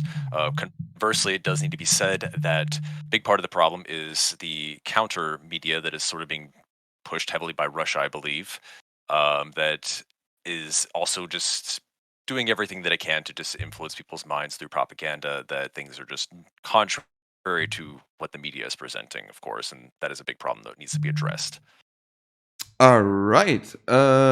With that being said, the floor is open again. You can engage. Yeah, so I think the underlying question here is social media a good tool in circumstances like the Ukraine and Russia war? And I think with any good tool, the biggest problem is going to be the bad people that can use that good tool. So keep knowing that is constant. A good tool can be used by anybody. I think social media is an incredible tool. I think that's why people on both sides want to use it, is because it's an incredible tool. It's super effective. And at the end of the day, in an internet that's full of all the information you could possibly want, I think people who have the ability to make like high quality content will be able to rise above the noise and use that good tool to its fullest extent. That's why I think like actual in-person interviews, actual on-the-ground video will typically do, rise above. They're the cream. And raw footage. Can't forget raw footage. I mean, raw footage is always king. So back in the day when there were first wave field live streamers, and you would go out and you would stream 6, 8, 12 hours, at a protest. It doesn't matter. Occupy Wall Street, Black Lives Matter, environmental protests in DC, even the Tea Party, they live stream their overpass rallies. So it's not like it's not contained to one ideology. But I will say the one bad part about all of it, and to the point of like the actors and who's going to be the most powerful. So even if you're, Destiny, let's say, and, you get or you're Hassan gets like 1 million views a day. He shows a raw piece of footage and 1 million people on Twitch see it. And they're like, wow, that was moving footage. And then, Hassan can put whatever narrative he wants on it. Keep in mind that the large, whether it's 24-hour cable news networks or your big four, they can also take that footage, show it, and put their own narrative to it. But the difference is they get 40 million views on it. Plus, right after the video airs, they bring on an expert to then give their expert opinion to validate basically the ideological viewpoint of that TV network with that footage playing behind them. So again, social media is important. Being able to put the content out is important, but being able to identify the people who are actually shooting the content, probably the most important part, because if you're talking about journalism, actual journalism, where stuff has to be validated, where you need to get things from independent sources, being able to bring that person on the air who shot that footage is something that you very rarely see networks do, specifically for that reason. Yep, and that's why social media is so powerful, is because anybody around that person is now able to get them on the air. I think that's what makes it such a good tool. Yep. There's just no way to do something as in depth. So like I'm sure James knows this. He's sort of already alluded to this, but they have, limited topics that they talk about for brief periods that are validated by experts. There's repetition, whereas I think in social media, particularly streaming, we spend hours and hours looking at things, and if you have live raw footage, so much the better. But somebody can always watch your stream, or they can go back and watch a VOD that has just a massive amount of information where they can find just like raw data in its most pure form and sort of have like a larger, sort of more deep basis for understanding, something that a normie news viewer might never get. 100%. Yeah, the length and quality of the information. And we can argue the danger of some of the commentary, but at the end of the day, you at least get the longest concurrent showings of raw footage on social media. You get the longest concurrent conversations about it. And that's why I think it's good to have more open platforms where multiple sides can talk about it, because you just get all the viewpoints there on the table. I'm going to push back a tad bit on the rod. Yeah, I'm stuttering. Damn. All right, I'm going to push a tad bit back on the raw footage part. Like, raw footage is cool and everything. It gives you like a really just on the spot type of view of a conflict. But sometimes it doesn't show context, and context does matter. So say if you saw like a video of like a fight of like some guy throwing the first punch, but then like you don't see that beforehand, like the second guy did a whole bunch of really fucked up shit to the first guy, like fucking killed somebody. Then like then the guy that threw the first punch apparently just punches him, and you're like, oh, that guy punched first. Like that. Like raw footage can show that, but it wouldn't show the entire context. It wouldn't show like the history before leading up to it and the true justifications of things for people to decide on.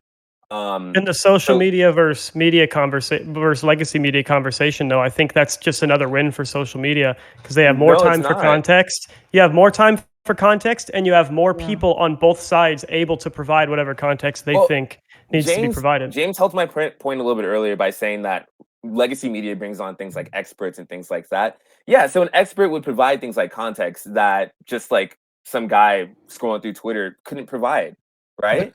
I think you're supporting the opposing view right now, because the raw footage does show the context, right? You don't understand, but you don't understand the power of editing. and you don't understand the power of propaganda and how you can take a video where it's like me versus you and you're like factually correct and I'm just talking out of my ass, and like I'm sure someone like Mr. Geek can make it edit to look like you are the idiot. That's why the raw footage is so important. It's raw. It's literally what happened. It's undoctored. Wait, but there's always an edit with raw footage. There's always a begin point and an ending point. What happens before that beginning point of the raw footage? But that's the thing. That's the beauty of an open platform. Is legacy context when it clearly doesn't. Do you think the context before the video is going to make it to the final cut? Like, yeah, no. Legacy media. The edited footage is a product of the raw footage. The raw footage is just unmolested. Hyper edited legacy media's biggest criticism has always been lack of context. Weird way of phrasing it, but like real quick. Real quick, I'm going to throw it to Tejbenjan, and after that it's the India. I think you wanted to talk, so yeah. Okay, all right, thank you. I'm sorry for being too aggro if I am. Apologies, big apology energy. But what I'm saying is there's always an editing point. When you hit on for the record button and off, that's technically editing, right? That's like, so what happens before the on button gets hit? And I think that an expert that usually typically goes to like people that typically go to like high-end schools and get PhDs and shit like that can provide like really good context, really clearly and concisely. Yeah, I know sometimes like a lot of legacy media, and I will give you this, legacy media sometimes will have people that give biased perspectives and biased context and things like that, but it's still more context than what you might be able to get from social media. And social media is great. It's awesome that we have it. It still has that huge downside where the context maker isn't necessarily the raw footage, it's the people that post it, then information around that raw footage. I just don't want someone's bias. Right? I just don't want someone's bias ingrained in everything that I'm watching. Like sometimes I just want to watch what happened. I feel you, and sometimes I really don't know if we. For instance, with body cam footage. All right, so since nobody seems to know a motherfucking thing about this, what we're gonna do is it's time to shift the fucking topics. Tag teams, I hope you're fucking ready. Understand this is a dynamic environment that you are in. The next topic, electoral politics. Is voting essential? And with that, first one to raise your hand. That was James. James, go for it. The overwhelming majority of electoral politics is trash. The overwhelming majority of politics is trash. It's literally why it's called politics. I don't completely discount it. I would say as a well-reasoned anarchist, I believe in a diversity of tactics. Voting is one of them. If you're putting all your eggs in the voting basket and you think electorally you're going to change the world solely by flipping a button every 2 to 4 years, you are quite literally a crackhead. All right, Polly. Yeah, I mean, okay, so I'm going to say this. I think voting is, of course, well, democracy is essential. And to the extent we don't have democracy, we're doing badly, and we're kind of moving in toward that direction. So voting is essential, but what is most essential is maintaining the right to vote and avoiding this slide toward fascism that we're heading toward right now with the Republican Party, for example. So whenever we see legislation that tries to limit people's rights to vote, that is the thing that's going to get us. Voting is important, but so is activism, like James says. And so like when somebody's right to vote is taken away, they can never vote again. So if voting is important to you, activism is going to be the first thing you want to focus on during the times where you're not voting. All right, Dice. Yeah, I agree with James. I think it's a good tool that you can use to try and like prevent like fascists or just right wing people from getting into power, but you can't depend on it. You have to do more. You have to go out and do activism. You have to go out and do like mutual aid or anything. You can't just depend on this electoral system because it's literally designed to keep people that won't always suit what you want into power. All right, Rick Ruff. Yeah, I'm along with Dice, of course. I basically view voting as sort of the bare minimum of keeping a functional democracy, of course. It's the big problem is that so often on online left, there's so many squabbles between when it comes down to election time. If people don't get their perfect candidate past the primaries, then they basically just want to throw everything out of voting and it's just like, oh, it doesn't matter, it's all the same. But when you're running up against opponents that are going to be a higher risk of dismantling said democracy, then yes, voting is the absolute bare minimum. And then, of course, we need to also be involved in said activism, of course, to build the dual power and take to that next step. All right, it's D&D. Voting is an extremely important thing. You want to make sure that your voice is heard in a legislative manner. However, it's not the only thing. As everyone else has said on the panel, activism is important, but also outside of those two things, understanding who you're voting for, engaging not just at a federal or a state level, but at a very local level will help your livelihood. And understanding what your principles are, even if you don't get every single principle met, if you are at least able to get a few in the candidate that is up in your party or up in the group that you closest support, at least you're voting based off of principle as opposed to you're casting a vote because you want it to look good for you or whatever. Dash Bin John. Yeah, I think that some of the best ways to have change that you want to see in the world is through voting. It's also through things like mutual aid. It's through things like other ways to do activism. I was about to say activate. Turn it on, activate. So I'm a big fan of harm reduction, big fan of voting, and getting out there and talking to politicians and legislators, and communicating with them, and organizing your fellow voter as well. That's a really important thing as well. All right, Ranger and Rogue. Yeah, I mean, voting is very, very important. It's the sanctity of our democracy, and I don't want to beat a dead horse here, but yeah, definitely pro voting, pro activism. Okay, Jebtan. Yeah, same. I mean, I think everyone agrees here. Voting is essential no matter what other aspects you want to invite into democracy. Voting is the essential building block of a democracy.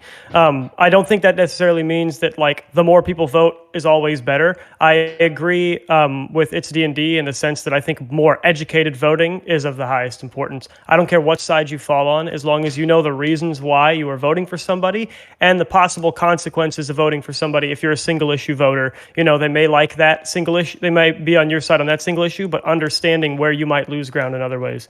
Educated voting is important, but voting is essential, 100%. All right, and I think we're in an agreement here, but No, we're not in agreement, I because don't think here's we're in the agreement. fucking reality. Is voting essential? Yeah. Voting is essential for corrupted political parties to keep taking advantage of fucking dumbasses who don't bother learning a fucking thing about the structures of government and what level of government needs to be solving the issue. Doesn't that come with? Honestly, voting's not essential. I don't know what that means. You know why? Because there's a bunch of dumbasses that don't know fuck all. They got the right to vote, and they're out here putting out their fucking opinions, and the next thing you know, we're going to be entering a fucking war. But you want like a like a test? You want to like have a voting test? Through the fucking roof. That's what we got for the last 100 years of this fucking voting record that we got. all right. I agree. Wait. I want to throw it to Polly. voting. Oh yeah. I want to throw it to Polly, and after that, it's D&D. Okay, well, I heard broad agreement until I heard CTV say something. So I'm curious. I want to pose a question to people out there. Like, is there anybody that is against things like voting by mail, or I think if you're for voting by mail, are you sort of against anybody's right to vote for having not the right information? For example, like, do you want to gatekeep voting in like scary ways? I guess. I mean, obviously, we wouldn't think it's yeah. scary. I think that you should be able to prove your citizenship of the country that you're voting for if you want to vote. I think that should be a bare minimum requirement. I think most other developed nations require voter ID. I don't know why it's such a contentious topic in the United States. I think you should be able to go if you want to vote. If you want to vote by mail, you can easily prove ID in ways by mail. I have no problem with that. I just think we need to to develop those systems a little further for sure. For sure. But I would recommend everybody get in person and vote. It's nice. I mean, you have the right to do it. I think it should be a federal holiday that employers have to give you off paid, so that everyone can just go to the booth and vote. It should be something people are excited to do. And I agree with CTV that you should be voting in a way that, encourages federalism and local government and state government taking care of what they should take care of and leaving the federal government to control only things that it absolutely has to. All right. I just got to push back on one piece. One small piece. Okay, one small piece. After that, it's D&D and Tashbin John. Okay, because I agreed with most of what Jeb said. However, the beginning part, you need to show ID, until the United States of America gives people state and or federal ID for free for everybody, then having to show ID is a fucking poll tax. I 100% agree that IDs should be free. Wait. Sorry, I need to fray to it's D&D and after that, Tashbin.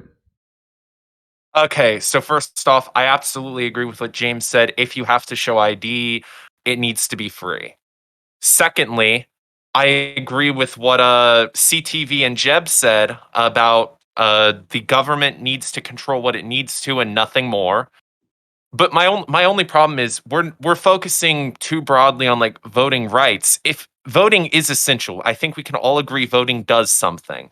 But what I don't think we agree on is why we should vote, how we should vote, what makes a person qualified to vote. I don't think we should restrict anyone's ability to vote as long as they're a citizen of whatever state or country they're from. And they're voting within that country, obviously. But I do think that when it comes to something like when it comes down to something like an election, we shouldn't be encouraging people to go out and vote if they don't actually understand a fucking thing that they are voting for, because then we are going to get the worst possible outcomes every single time. But how do you judge that? Yeah. How do you gatekeep whether someone's smart enough to vote? Well, Come on. No, I'm not saying that we get the fuck gatekeep outta here something. with that. Hold on, I'm not saying we gatekeep. Yeah, I'll give Well, what are you D&D doing some grace here. I don't think he was saying that you restrict people's right to vote if they don't know enough. I think what he's saying is if you're going to encourage voting, don't just blanket say, hey, you, whatever you believe, vote for this guy. No, you should be encouraging people to educate themselves on the views of the electorates that they're voting for and then vote. I don't think he said anything controversial there at all. Real quick, sorry. I want to fray to Tashbin John. He has been waiting. Yeah. I don't think D&D is saying things like, hey, we should have poll quizzes and things like that. But I think what D&D made was a moral prescription saying, hey, yeah, you probably should know how to know what you're talking about when you vote. But it's not for the state to decide that. It's literally just being like, hey, just do that. It's like you should definitely do that. It's not for any person to decide that except for the voter.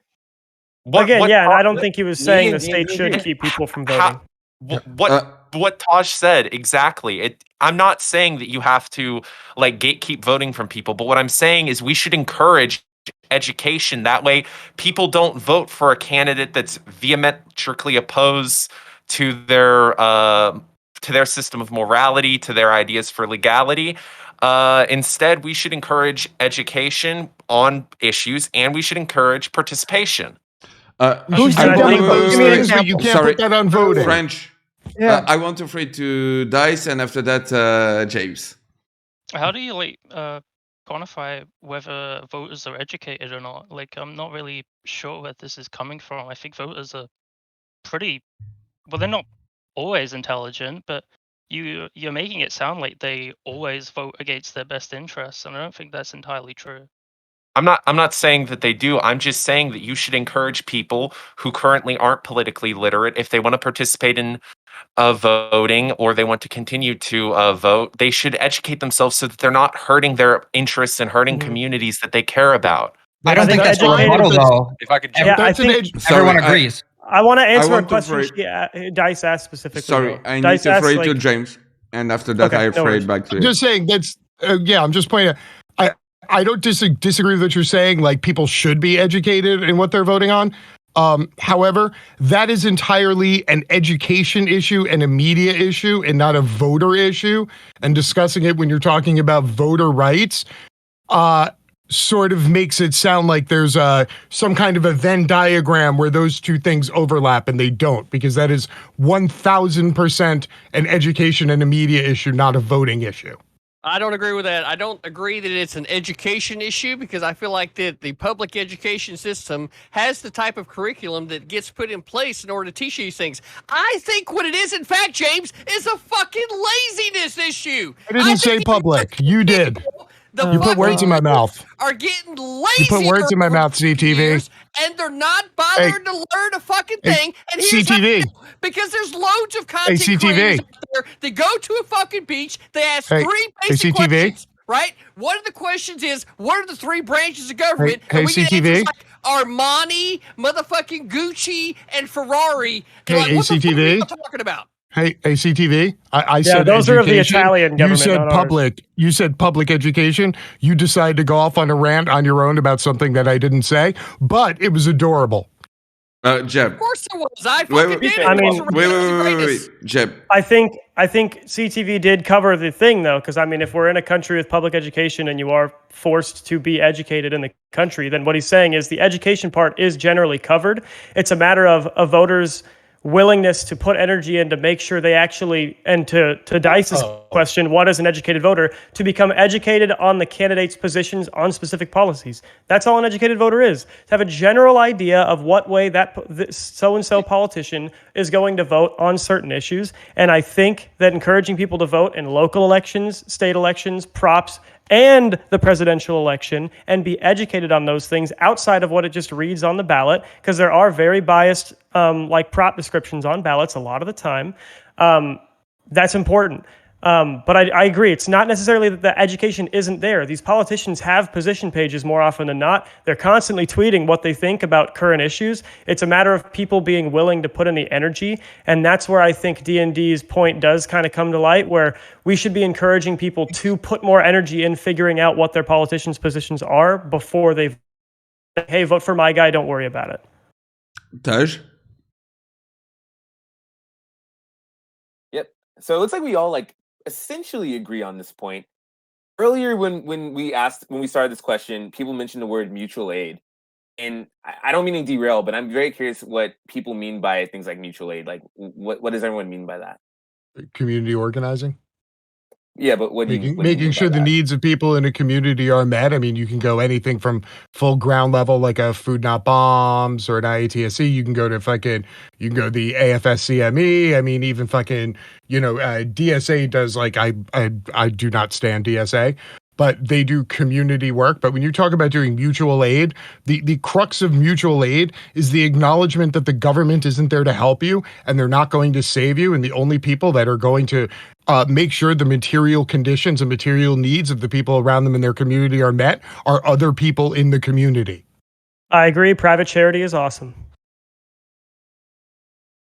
Yeah, mutual aid and charity are both great. I feel like those are symptoms of like a government not doing enough to help its people. Exactly what it is. That's why voting is number one for me, because then I can get people that are willing to help people in their community to put in legislation that we fund with our tax dollars. Sorry, D&D? To add on to what Taj said, mutual aid is important and the government should be doing more to help. But that goes back to my whole point. If you want the government to help you, you've got to understand what you're voting for, and we should encourage people to look into it. We shouldn't restrict their ability to vote if they don't, but we should heavily encourage that you understand what you're voting for so that the outcomes for yourself and other people that you care about and other people who you're close to in the communities you engage with, you should make sure that their interests are being served and that you're not, vehemently opposing your own interests. Real quick, sorry, I just wanted to let you know that there's 10 minutes left before the end of this round, and that a team has to leave us. And I just wanted to basically modify the question a little bit, which is it essential to vote Democrat or Republican? No. No. You don't know a part of your vote. What James said is perfect. Mm-hmm. That's a good point. I think that one party tends to help out its people a lot more than the other party does. But hey, if there's another switch like there was in the 60s, then I don't know. I just feel like it's a silly argument. Like, what stops you from going into your bathroom and drinking shampoo? Like, obviously, we always want to take every action that we take seriously and do it in an educated manner. I don't tell a kid, "Hey, go cross the street." I say, "Hey, stop at the road, look both ways, then cross the street." It's the same concept. Like, we're arguing semantics. It is Yeah, I don't- essential to not vote against voting. There is one, and I'm not going to say every person in this party is this way, but there's many people on the Republican side who are behind measures that make it more difficult or even just nearly impossible for many people to either register to vote or to vote. It is essential that you do not vote for people who will take away the right to vote. Real quick, Rick Ruff, I think, was trying to speak, so Sorry. yeah. Yeah. So, with regards to the voting, it is like everyone was saying, it's incredibly important that we do not restrict anybody's right to vote whatsoever. And it's all well and good that we can say that, of course, we need voters to be educated to make sure that they're at least that they understand what their interests are, what political beliefs align with that, and to make sure that they wouldn't be voting for candidates against their own interest. And also, like Polly said, the big caveat to all of this is that Republicans are currently the main ones that are pushing for legislation that's going to strip people of voting rights, that's going to strip people of a lot of functionality within the public sphere, especially if one is talking about trans people or not gender non-conforming people. But the problem is, of course, we can't by default owe anybody like Democrats our votes, is because they're, of course, just going to get complacent and they're not inherently interested in serving our needs. It's just that they're the better of the two options currently, barring some kind of insane party ideological switch. I mean, so essentially you're saying it's not essential for people to vote Democrat, but right now it is essential for people to vote Democrat. I mean, under current conditions, I don't see a better option under Republicans for anybody who's actually concerned about. What if you're in a state with no ballot measures on the ballot to restrict voting in any way? Do you still have to vote Democrat in those states just because the Republicans have an R next to their name? Are you then putting your vote in danger? I think that I understand that a lot of Republicans are single issue voters in reality, and that they're going to vote for said politicians, whether it's on the state or the federal level, that's going to align with those particular single issue voting interests. But I mean, fundamentally, like the problem is that like the Republicans functionally at the government federal level, they constantly block any kind of progress to get anything done. They're more so interested in controlling the narrative and basically just keeping things the way that they are and constantly blaming Democrats for everything. Yeah, so that's kind of what I was trying to get to, is you do believe that it's essential to vote Democrat, because what you're saying is even if I'm not in a state with a ballot measure to restrict voting, and I could not possibly elect anyone who could have a direct say in implementing those ballot measures in Georgia or wherever else, I should still not vote Republican because of the next issue, right? So I would, and this isn't me trying to like have a meta conversation about the conversation, but if you guys just want people to vote Democrat, then I would say just full-chested say, yes, it's essential to vote Democrat because the Republicans are attacking our right to vote. You're clearly the contrarian in the room, especially on the last topic when you didn't speak up. I mean, literally on the last topic, it's vote blue, no matter what. Vote blue, vote blue, vote blue. Like, period. Like, it's for the greater good. But that's what I'm saying. It's like, at what point are we educating, and are we just saying, hey, Democrats better than nothing? Democrats better than Republican? Yeah, because that's a concern. If you guys are all for educated voting, but your level of education is the Republicans are going to take away your right to vote. So no matter where you are, even if it's not on the ballot to restrict any rights to vote, vote blue. Then, I mean, you can just say like it's essential to vote Democrat. Yeah, that's not what sorry. Yeah, but it's Real quick, sorry. I didn't- I'm going to throw it to Izzy and D, and after that, Taj and Polly. I'm conceding my time to Taj. Sorry. Okay. Yeah, Jeb and Ranger. It doesn't seem like that's what Rick Raff was saying. Rick Raff was saying that oftentimes, but I think you two didn't mean to like collide with each other in a way, different levels. So Rick Raff is suggesting more on like a national level. It seems that like for president, usually for Congress, it typically leans Democrat. But the green is there. If it was a district like in Oviedo, Florida, for example, where it's a Republican versus Republican, then like I highly recommend the progressive Republican versus the non-progressive Republican. But Jeb, it looks like you're looking for at all levels, while it seems like Rick Raff was talking on like a more national level. Well, on Is one that- level, I'm looking for. Sorry, you know, I I'm- just want. Sorry, yeah. We need to put it.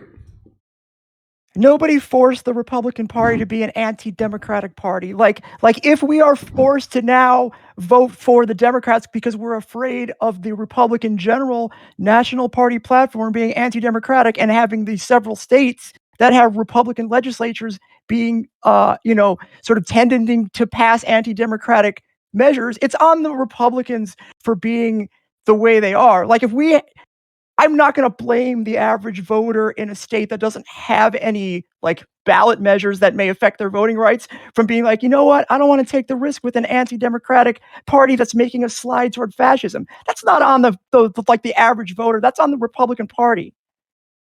But again, now we're going from we should want voters to be educated on the policies of the politicians that they're voting for. But then going back to actually, don't do that. Even if the politician you're voting for doesn't support any voting restriction measures, even if he's not in a state where he could even implement any voter restricting measures, we should still just not vote for him because the other guys in his party might do it. So don't educate yourself on the policies he likes. But yeah, but again, you can don't say be the against buzzwords. democracy. I'm not against democracy. I'm saying you're making the statements in a vagity, and then once it gets specific, you're actually for people not educating themselves on the Republicans' actual policy measures. You're saying because they're part of the Republican Party, they are anti-democracy, you can't vote for them, vote blue. Which again, at the beginning of this topic, just say it's essential to vote Democrat, and that sums up the position. D&D? All right. I'm going to play a very, very interesting game of devil's advocate where I both agree with Pauly and I agree with Jeb. Okay, so when it comes to what Jeb said, I think that you should never say you have to vote this way or you're anti-democracy. But when it comes to what Pauly said, you should never vote for a candidate that is against the concept of democracy or supports ideas that are against the concept of democracy. Do you have like an example? Because all I'm hearing is like conservatives bad, fascism specifically is like that we can discuss. I can't just generally discuss if Republicans are fascist. We also cannot conflate the difference between a neocon and a boomer and the silent generation. Like very clear distinction. I think it's pretty unanimous. It's pretty bipartisan among Zoomers and millennials. They're all pretty much any specific policy? Yeah, anyone that has made any claims towards anyone becoming a fascist or red man bad, or just give me a specific policy and then we can talk about it. Like what specifically is fascist? What specifically is restrictive? What specifically is hindering our sanctity of democracy? Okay. It seems like it's a family of things. Is that a serious? All right, Taj, and after that, James. No, it was an unserious question. We should go back to arguing generalities. You're right. Red man bad. Everyone wrote yellow. Okay. Taj, and after that, James. All right. Ranger, over the past 10 years, over 1,200 voting locations in predominantly black and brown neighborhoods and districts have shut down over the past 10 years. Which party, the blue party or the red party, if we're going to make it simple, shut down the majority of those locations? Which one do you think? I mean, you're just saying in parties in general? No, yeah, in general. We can talk about generalities. We can talk about different like voting laws in places like Georgia and in Florida that cut up districts and do things like remove how many days someone can turn in a ballot, and just like put more barriers for entry for certain communities. It seems like it's usually the red party. It's not just one law. It's a smorgasbord of different laws and ideology and gerrymandering. It's not just the ideology. It's just how they play this game of electoralism. One specific policy. Wait, sorry. I have to throw it to James, and I think that after that we will close basically this round. So yeah, James, go ahead. Okay, and keep in mind, they say this is the person who is quite possibly the least interested in voting in partisan politics and electoralism in the fucking dumpster fire that is the U.S. But to back up Polly's point, because Tracksuit Mafia fucking comrades are all deep, I'm just going to throw this out here. In 2021, there were more than 440 bills with provisions that restrict voting access. They were introduced in 49 states. Of the more than 440 bills, 419 written and proposed by Republicans. 419 out of 440 is a fuckload of a ratio.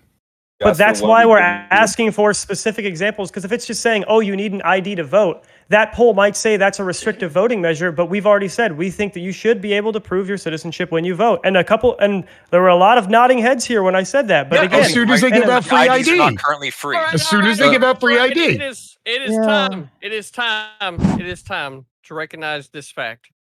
It could be pointing to the fact that the Republicans are the only ones that actually give a fuck about the budget and the only ones proposing ways to be able to save money. However, aside from that, we've got your 2 tag teams that are going to be leaving the arena. Dice and Rick Raff. I want to thank you for being here, but unfortunately, your time has expired. Thank you as well. Thank you for being here again. Bye, Really guys. appreciate. Give you a shout out. Basically, give yourself a shout out before you go. Just follow me on Twitter at Dice of Avarice. All That's right. really all. Thank you for Don't have any joining us. shout-outs And yeah, Rick Ruff. Yeah, don't really have any shout outs for myself. Just been a pleasure to participate. Thank you all. Thank you for joining us Outstanding. tonight. Appreciate y'all being here tonight. The next team to be leaving the Coliseum of Dreams, the Arena of Hopes, it's D&D and Taj Binchan. Any last words as you exit the ring? Follow me on Twitch. We're going to be streaming Elden Ring after this. Come watch. And also, nice to meet you, Ranger and Jeb. I'd love to talk to you all sometime. Yeah, absolutely, dude. Nice to meet Yeah. you. Good combo. Yeah. Glad Thanks you're on everybody for Discord. having us. And yeah, give yourself a shout out. Thanks everyone for having us. My name's Taj from Bars and Joysticks, Twitch TV /Bars and Joysticks, YouTube.com/Bars and Joysticks, like bars like hip hop bars and joysticks like video game joysticks. But yeah, thanks so much. Have a good one. NATO Sims away. All right. Thank you for joining us. And yeah, also, you know what? We're going to welcome our next team. And after that, I just want to basically everyone to give yourself a shout out. But yeah, first of all, I just wanted to welcome Base of PJ, K Buckoff, Half Baked Take, and Paradigm Shift. Thank you for joining us. So yeah, let's start with a quick round of intro. We're still on the same topic, which is it is essential to vote for Democrats or Republicans. So yeah, shout out and like your take on the topic. Try to make it short, and we're going to start with K Buckoff. You would pick on me when I zoned out halfway through the question. Can you repeat the question? All right. Is it essential to vote for Democrats or Republicans? All right, so intro and then that. My name's Kay Buckoff. I stream when I want to stream on Twitch. Normally it's random ass content, whether it be politics or me building Legos or playing games. Depends on the day. I don't think it's essential to vote just straight Democrat or straight Republican. You should vote for who the fuck you want to vote for. If somebody aligns more with your political beliefs, even if they are on the opposite side of the spectrum that you're used to, I think you should go with that, because if you're just following straight Democrat or Republic, then what's the point of actually researching your candidates? All right. Have big takes. How are you doing? I'm good, Mr. Geek. Thank you for having me. I'm Half Baked Takes. I really don't stream. I just come onto these panels and bitch at all you fuckers. If you vote just strictly on party lines, fuck you. You're a terrible person. You have no integrity. Go fuck yourself. I yield my time. All right. Paradigm Shift. Thank you for joining us. How are you doing? I am currently panicking as I have a performance at 10 p.m. and I am here right now. So I have not come to have fun. I have come to slit everyone's throats. I would like to say before I in a video, that's right. Jesus, Paradigm Shift. You make us have to be watching that ass from the start, huh? In relation to the person who just talked to me, I don't recognize illegitimate champions, so I'm gonna be listening to Geek from now on. Voting on party lines is absolutely horrible if you're not. And with that said, we're gonna move on to the next person, right? Oh, come on! All right, yeah. Talk shit, get fucked up. That's right. All right, I give him that one. I give him Pringle man, too much power. I give you that one. Paradigm, That was a go. good one. But yes, I think voting on party lines is absolutely horrible without the recourse of understanding the dynamics of where you live and how the policies that you vote for will affect other people. And the way that we talk about voting, especially in this day and age, is absolutely screwed up. And I'm here to set the record straight. And where can people find you? Twitch.tv/the_paradigm_shift. Please let the Twitch people know to give me back my username. I hate the underscores. Yeah. Base of Jordan PJ. been saying that for 6 fucking months.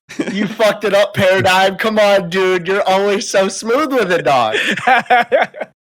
Base of PJ, thank you for joining us. Good evening. My name is Base of PJ. You find me here twitch.tv/Base of PJ. I am one half of the Mega Powers with the Paradigm Shift. You find me on Twitter at @4_String Fury. Is it essential to vote for Democrats or Republicans? In a perfect world, we'd have more fucking options. But unfortunately, you have to strategically look at what the fuck is happening and in your local, state, and county and federal government elections and have to pick appropriately there. We are unfortunately forced into a fucking binary at this current moment. And believe me, I would love to have a socialist electoral project where we get 9 million votes like Debs did when he was behind fucking prison. All right. And before we jump back into the topic, I just wanted to thank you all for being here. We enter the last part of this show. We have the last round of cake. So yeah, before we jump back into the topic, I want everyone real quick to give yourself a shout out, and everyone in everyone's chat, go follow our wonderful panelists. You know, whether you agree or disagree with them, go engage in their solo content, go check out what they do and everything. So yeah, give yourself a shout out, starting with the Tracksuit Mafia, James. My name is James from the Internet. I stream here way too much. And your reminder that fucking comrades always roll at least 2 deep, which is why you should all make sure to go throw PollyPeople a follow. Also, side note, flags are virtue signaling. Go ahead. Hi. All right, Polly. Thank you. Oh, hi, I'm Polly. You can follow me. I'm a streamer. I am also the other half of the Tracksuit Mafia. My comrade here, James, we're back each other up through the last round. You can find me at PollyPeople here on Twitch. All right, Ranger. Hey, Ranger and Rogue on all platforms. I stream politics, financial literacy, stocks, bonds, and gaming. All right, Jebtan. I'm Jebtan, RIP on Twitter, Jebtan on Twitch. I'm a conservative. I believe in limiting government where it doesn't need to be and optimizing it where it does. I like to 1v9 liberals on talk show panels, and I think I'm one of the best at it. So follow me. Hell yeah. And with that being said, we're going to go back to the topic, which is it essential to vote for Democrats or Republicans? And the floor is yours.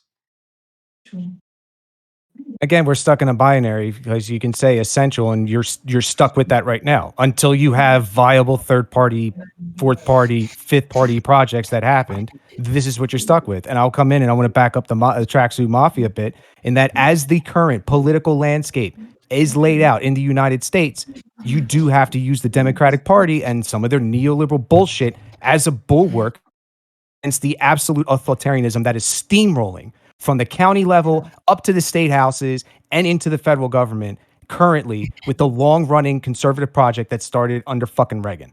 The guy below me, you said an interesting point. You made an interesting comment earlier, and it was Paul Reinrich's quote where it says, like, I don't want to have as many people voting. You made that comment earlier, and that is actually a core of the conservative electoral project in that which Paul Reinrich said, the more voting turnout goes down, the more conservatives win. Well, no. And that's not what I said, so I'll respond to it. So I did not say that I want less people to vote. What I said was not every election that has the most turnout always makes it a better election. What I'm saying is the voter turnout that is the most educated. If it's the highest number of voters we've ever had and they're all educated, then awesome. I want more people to vote. I just want more educated voters. But again, you think it was the two-party election? essentialism, I think is too federal centric. I agree that it is heavily advantageous for people if their goal is just to forward certain policy objectives. Again, one-issue voters.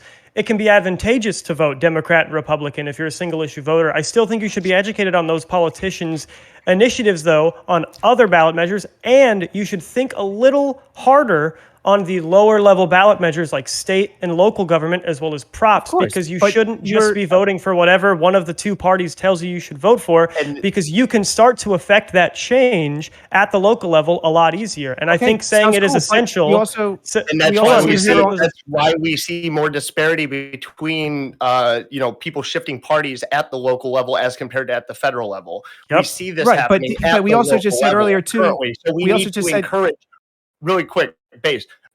We need to encourage people to become more involved in local politics. That's the problem. Oh, I agree with especially that. in Yeah. America. No, I'm a big Especially in proponent of America, that. Big proponent. everybody is focused on what the fucking big broad fucking what is my stance on fucking transports instead of like, hey, dude, what is my local fucking property who's tax? bringing that? Like shit like Who's that. bringing That's- that into? Yes, but who is again? That's going to be a media question, right? Like, I absolutely. But the thing is, though, is I don't know if you're giving the are you going to give the voters some credit? Because like we also just heard earlier in this discussion about how social media is helping educate people about all the different views and all the different discussions with all these panels. So it's like, when it's arguably do doing you just as much damage. It's arguably doing Yeah, just as much yeah. damage. that happens I too. think social I mean, that media could be is a media beneficial discussion. to a degree, but there's a lot of people that will watch these panels and take everything we say like as it's a holy fucking grail. And so they'll watch their favorite streamer and then become idolizing that person and idolizing their beliefs, and that becomes their beliefs. So that becomes a major issue because nobody actually does the research on it. With the idea of local government, a lot of people aren't going to talk about their local government because of doxing issues and stuff like that. So they're not going to talk about like as crazy of that. So that turns into a bigger issue. But we need to start talking about these things and at least allowing people to think about these ideas when both talking about the federal level, but also including it in on more of a local level and saying, hey, you could be focusing on different things in your area. Like I'm focusing on these issues in my area without doxing themselves and saying like what their current issues are, but like generalizing it, because all of us experience some of the same issues no matter where the fuck you live. It's just all about the specifics of it. And we can talk about generalizations, but that doesn't happen. I want to throw it to Paradigm, have big take, and after that, James. Well, to my beautiful partner, we are one half, or we are the duo known as the Mega Powers. When we have these conversations, I always feel like there's this underlying text that we're just missing. So I'm just going to throw it out there and hope that like we're all on the same page on this.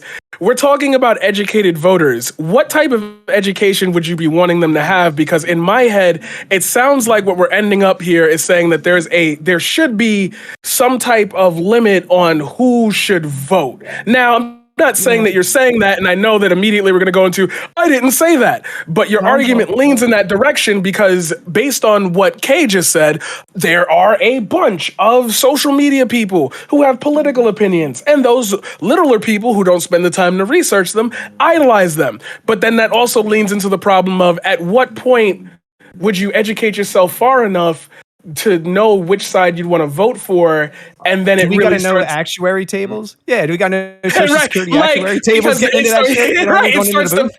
it starts to build into, okay, then if voters aren't informed enough to make reasonable decisions, then I'm going to tell you straight up, based on the binary that we have, that my argument is going to devolve into one party wants to harm you, and one party wants to gently, rub your neck and kiss you, and then stab you in the back with a knife. Like, I can't tell you so far as to.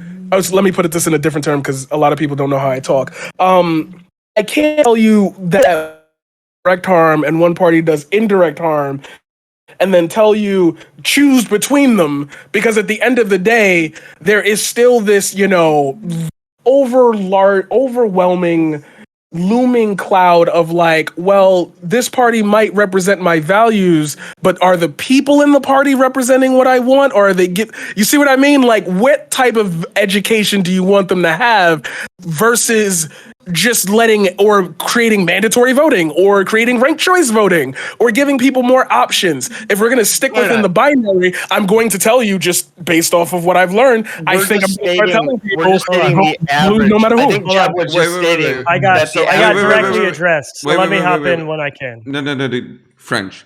Have big take, James, and after that, Jeb, and we'll move on to the next topic. So have big take. Real quick, I think Jeb was just trying to say, like, typically your average voter right now is not educated on the issues, and you would be better off having elections with people that were educated on the issues rather than the quantity of voters.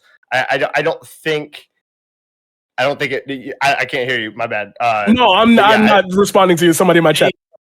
Okay, my bad. Yeah, but my bad, Jeb. You can take it from there. But that's what I assumed. That's James what I assumed. James, and after that, Jeb. Yeah, here's the hot take. People who talk about educated voters, that's some bougie, classist ass shit. Every voter, no matter how low their political literacy, understands what the immediate material conditions and needs are that they have, and they will vote according to the candidate who says, I'm going to fix that thing. Now, you can educate yourself and go to their page and look at their platform, and the platform says the same thing that they just said out loud. So we need to stop having this idea that everybody thinks that they're the smartest, most political motherfucker in the room. Nobody said that, James. Go back and read one of the books behind you. So just because I'm sorry, we don't have time. I want to throw it to Jeb. And after that, we're so I've moving. noticed there's a very common thread, which is 3 people arguing at me over things that I super did not say. It started with Base, literally quoting something I didn't say. Paradigm saying I didn't clarify what I meant by an educated voter when I specifically clarified that I meant that you just need to know what the politicians you are voting for and their stances on different policy measures. That's all I was saying. And that means, James, it's not some bourgeois level of political literacy that I feel like I'm above everybody. It is know that on your single issue or the issues that directly affect you, know that that politician actually has a strong stance on it and how they're going to vote on it and how they are looking at current votes on that issue. Because you'll get a lot of people who are like, I want solar farms in my area to make the energy framework better. And then they vote for someone who says, I'm pro-green energy. That's not an educated voter.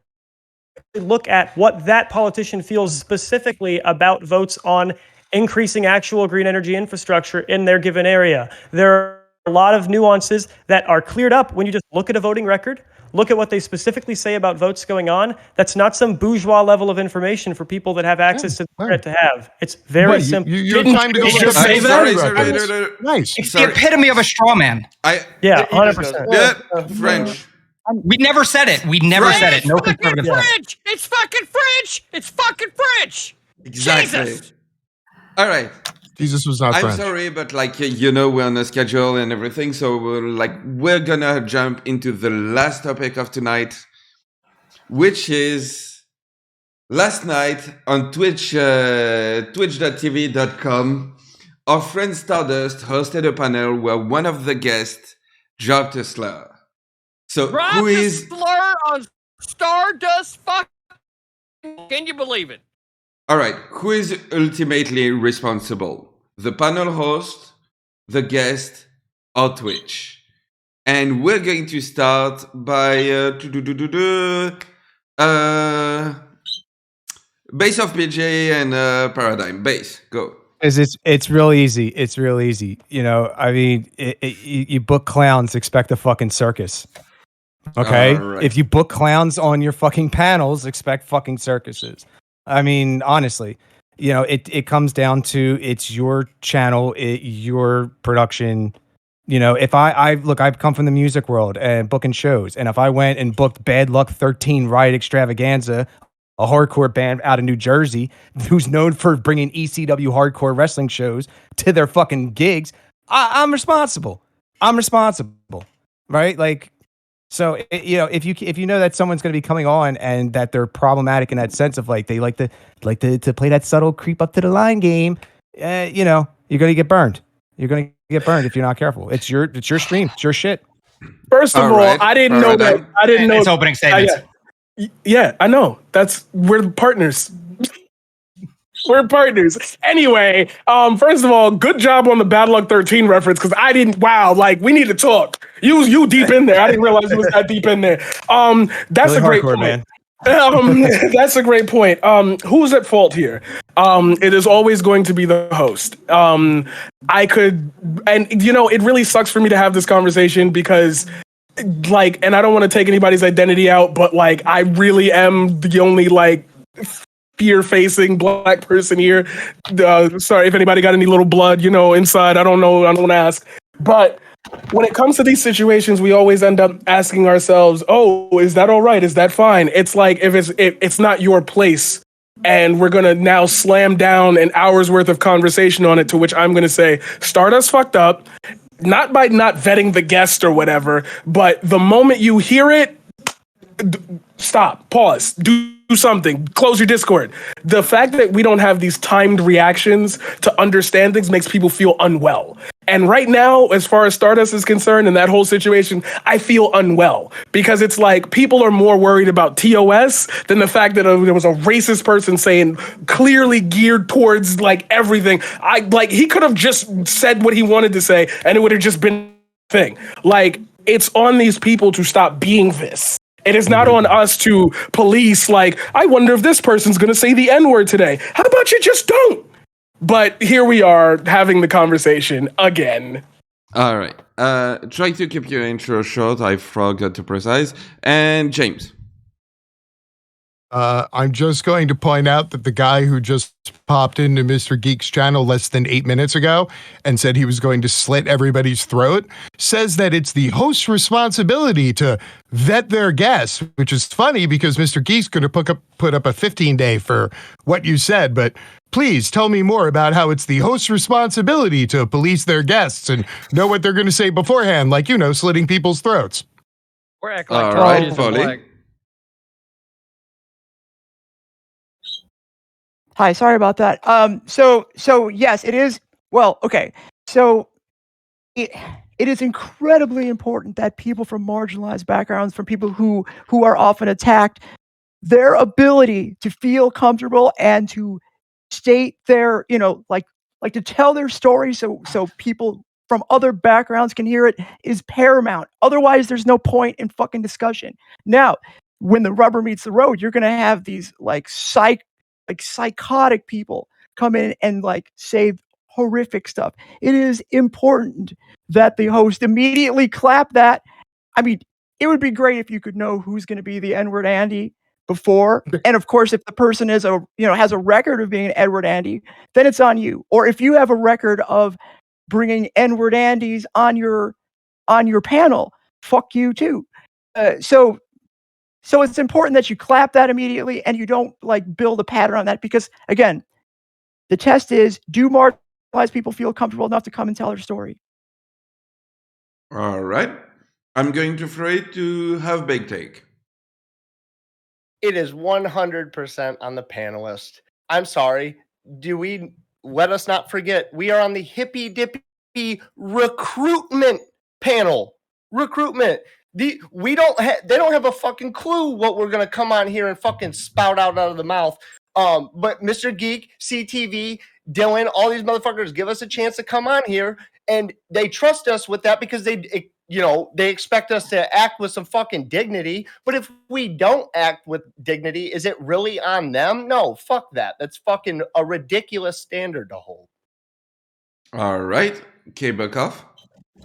I'm going to agree with that, but also kind of agree with Paradigm as well, because I think it's a panelist 100%. The person who was on the show who said the shit, they should know better. You're on Twitch. You know you were streaming. You got invited to a show. You know TOS when you're invited onto a show. You should briefly if you don't, and understand what things are allowed and what aren't. And then once you pass that boundary, you need to understand that that is not okay. I think it also stems back to the fact that also the other panelists on the show didn't even raise an eye. There was a few that did, but a lot of them thought it was hilarious. They kept encouraging it. And then also the fact that Stardust didn't shut it down immediately when it happened. She let it go on. He said it several more times. And then there even was a stutter it several more times for her to finally be like, I'm done, I can't do this, and disconnected him. And so that is a bigger issue, is that she was okay allowing it and stuttering for that much. When somebody says it 4 consecutive times in a row, that's a bigger issue. All right. Jebtan. Yeah, no, I think it's 100% on the panelists. We gotta remember, we're adults. These are panels full of adults whose job isn't to be parented moderator. A moderator is there to facilitate good conversation, but at the end, it's the panelist's job not to drop slurs in the chat. Yes, there comes a certain responsibility for a moderator to act within a reasonable point of time, but I think Stardust did that. I think there was some initial shock of like, what just happened? Is this seriously happening on stream? And then by that time, he was dropping it 3 more times and she muted him. I don't think she acted in any unreasonable way. I think it's 100% the panelist's fault. And if Stardust had this common trend of inviting people on and N-bombs being dropped, then maybe you have some culpability on the moderator. But it was one time. I believe she acted within a reasonable amount of time. She made it very clear that they don't do that and specified, I am doing this so chat knows that is not what we do here. After she banned him, I think she's 100% in the clear here, and it's on the panelist. All right, Ranger. Yeah, so just to clear the air on the last topic that I didn't get to speak, I got skipped over. No conservative here, or anyone on the panel for that matter, said that uneducated voters should be barred from voting. Okay, nobody said that, so keep building that straw man paradigm. On the second topic, Stardust, to sit here and take a shot at Stardust like nobody comes to watch the circus. Dude, we're in the entertainment business. Nobody fucking pays to go walk in the park. Like, we want to see the circus. We want to see the blood sports. And it takes charismatic people. This is my opening statement, right? This is how panel works, right? So in order to have an entertainment value, you have to bring on risky people. Now, however, do I condemn the guy's action? No, he's a piece of shit. It's Twitch's responsibility to ban him off of the platform. The only Stardust for was that she didn't immediately fucking yeet this dude the first time he dropped it. The first time, like, zero tolerance. It shouldn't have been said the first time, let alone 4 or 5 more times after the fact. All right, and with that being said, unless I got one for this one. Okay. So I'll say this, just so everybody is aware, right? In the IAW, the Discord server that I facilitate, I don't give a fuck what your skin color is. You pop off with language like that, whether we're streaming or not, you'll find yourself banned from the Infinity Acre Wood. With that, we'll go to the floor. All right. Okay. Yeah, and I guarantee Zen Shapiro's never going to be on a Stardust panel ever again. I think and she I'm made sure a very, there's a lot of very other clear. people who will not take him on a panel after that. Yeah, exactly. Right. Blacklisted. Yeah. No. No, and but I don't want to act like I'm taking shots at her Well, because like she isn't all 100% for this, but I think the big thing is the pause and how many times it was said, and there was a break in between the first time it was said to the 4 consecutive times after that. So And look, there's also something to be said here. This dude is not blameless. Absolutely, I'm not even shifting blame. But there's something. But the point being, in terms of like the moderator, from what I understand, some of the folks that were on the panel had a rep, right? And you have to kind of keep some of those things in consideration when you're booking. If you know someone's got if it's a total random, you don't know. Like I can expect people to just not. You can't read minds. You can't. Look, you don't know me for nobody. He's not a random. Have like 10 subs? It's Or my is it understanding. just a panel like regular. That's important, right? It's my understanding Well, no, of course. that Big He's a Papa regular- Fascist is the one that recommended him and said that he would abide by TOS. Stardust said that last week. Yeah, that's my thing. Again, Is we don't hold on. We don't have any insight on how that booking process happened. Too. That's the issue. What we're looking for, what the question said, is it not on Stardust? Is it on him? Is it on generally the panelist or the moderator or Twitch as a platform? So I think if we're going to carry this standard over into every situation, we need it. The standard is that it's on the panelist, because again, if it all of a sudden came out again, yeah, someone vetted him or he reached out personally and said, I'm looking to turn over a new leaf, I'm trying to have better conversations, all this stuff, then we wouldn't blame Stardust at all. So if we're taking a general standard, we have to understand the buck always stops with the person performing the adverse action. And he was a fucking asshole, and he nuked her stream with no consideration for her after it seems like she went out of her way to vet him. Because again, as Polly was saying, it's important for people of, diverse backgrounds to be comfortable telling their stories. Stardust is a woman of color. She's understanding and sensitive to those issues, and I don't think that she would have invited him on if she thought that, Charmhole was going to egg him on and he was going to drop an N-bomb. And that's the thing is like, there was other panelists that encouraged it. So that was the biggest issue. And so after he said it the first time, there was other panelists that were encouraging him. And then there was like a pause of like maybe 30 seconds of like conversation. And then he's dropped it 4 more times. And so CTV had already said, if you drop a word, no matter what your skin color is, you are going to. And that is 100% how it should be. Immediate. It shouldn't take that long. And I understand there's a shock factor. After the first word, yes, there's a shock factor. But after there was that long of a pause, and he says it 4 more times, and then it gets to the point that even Prime has to be like, hey, what the fuck is going on? And Stardust mutes him, then says this is not what we do, and then disconnects him. I don't care. I don't have to give a reason to you. After that, you've dropped an N-word on my stream 5 times. I'm nuking you right away. There's no second chances, no coming back from that. I don't know. Can I Windows. ask a clarifying question? Just real quick, just as somebody who didn't, I didn't see the whole panel, so I just have a question. Because is this the same one? Because I only saw like a little clip of early of Stardust stream. Was this the same panel where Chud Logic was turning his avatar? No, avatar. No. Different one. Oh, okay, Different sorry. one. I just Yeah, I had to yeah. ask because I didn't see the Stardust thing. So No, yeah, and that's relevant. A lot of racist shit in the discourse, huh? Yeah, I want to actually ask because I didn't see the panel last night. So, but I'm curious because somebody said that Big Papa Fascist, who is someone banned from the IW, if they did the recommending. So, who was it, and who did the recommending? I went to Charmhole's stream after the fact last night, and he was talking to Stardust, and correct me if I'm wrong, anyone, but I'm pretty certain those words came out of her mouth when she was explaining the vetting process. Like, it wasn't just a random person that she grabbed off of Cozy TV. Like, this is a person that came recommended as like, hey, I understand I'm coming on this platform. I understand the TOS. I'm going to come and give you a show. Nobody wants to see a harmonious circle jerk where everyone in the panel just agrees. So Charmhole did this? No. Big Charmhole Papa on Fascist.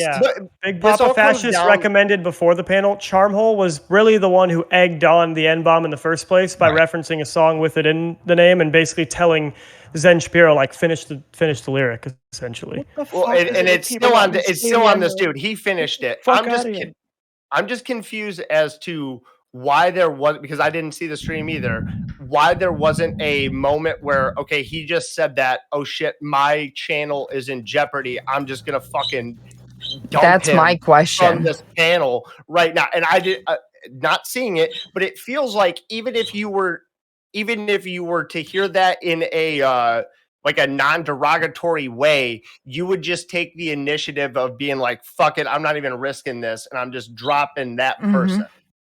But I don't know that it didn't only come watched off. the clip. Sorry, I did. Yeah, it didn't come off as like this lack of effort. Like she really she was really totally cool with it. It seemed more so like one of those. This all happened really fast. I don't know how to feel this out. What's going on? How's the panel feel about this? And then by the it was like 5 to 10 seconds by the time he was dropping it 3 more times, and then she muted him and banned him. Okay. Well, then that's different. That's different. I thought this was like he said it, and then several minutes go by, he says it again. No, it was like probably so 30 if seconds. it's bang, bang, bang, then Stardust can't, like Stardust can only react to it so quickly. She can only like take in the information, realize what's going on, and then dump him from that panel. So yeah, I'm going to go back to my initial point. Like we're adults. All of us are fucking, we have agency. If you say some dumb shit or you say something that is not TOS, you will be dumped from whatever panel you're on. And then you're probably not going to be asked on any other fucking panel by anybody. Yeah. And it's unfortunate that Stardust was the person that had him on. Yeah. And you can be consistent. I could have had him on. Yeah, you can be consistent and have Kay's viewpoint of like, I think she could have done a better job, but I don't think the onus falls on her at the end of the day. At the end of the day, it's on the panelist.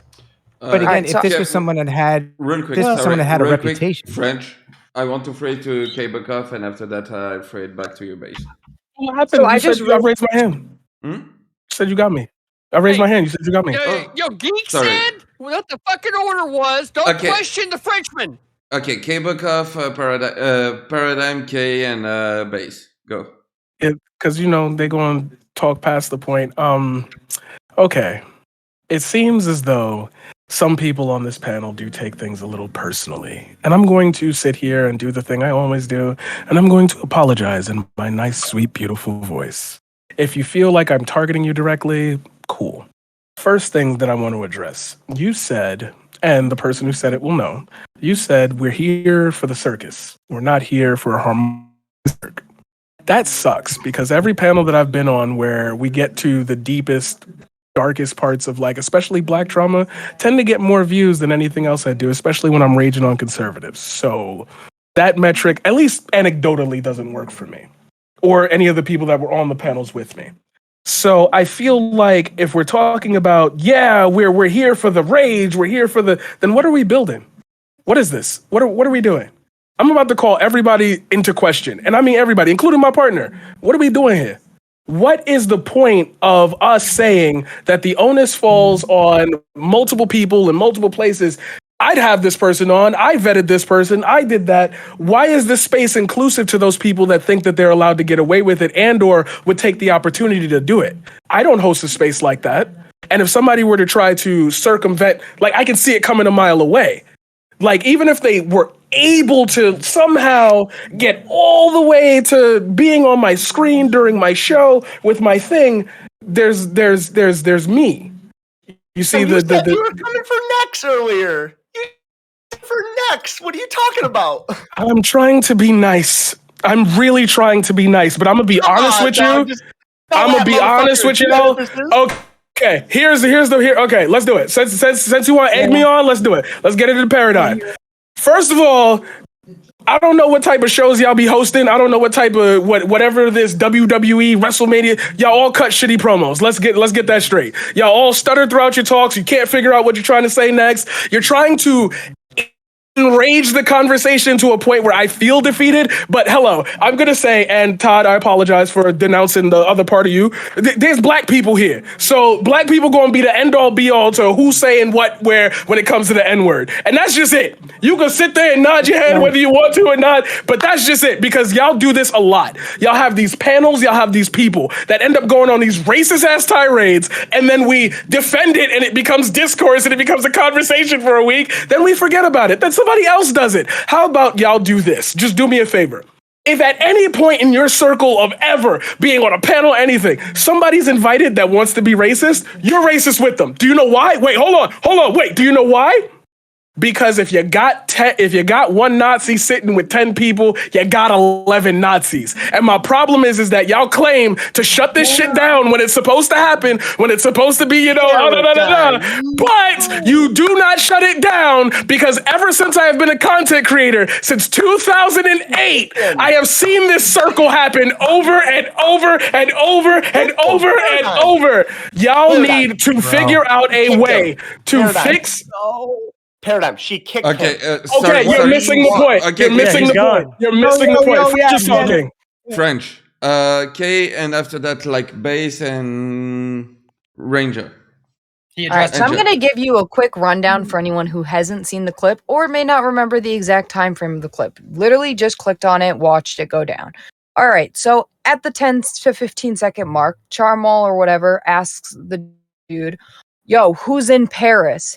We all know the song. We all know the word that's said. He says, N-words in Paris. And Stardust goes, oh, but it's with the soft A. And they all laugh about it. And then 20 seconds later, he goes something about, I'm not scared. I'm not a racist. I'll say it as much as I want. And drops it 4 more consecutive times. And then she goes, oh shit.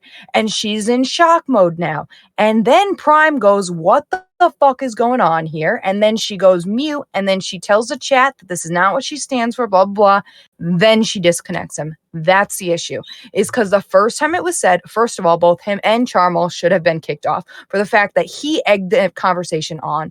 And 2, that he said it in the first place. The both of them should have been kicked off immediately after that happened, no matter if it's a soft day or not. I don't give a fuck. We're on Twitch. We know TOS. We shouldn't be having this conversation.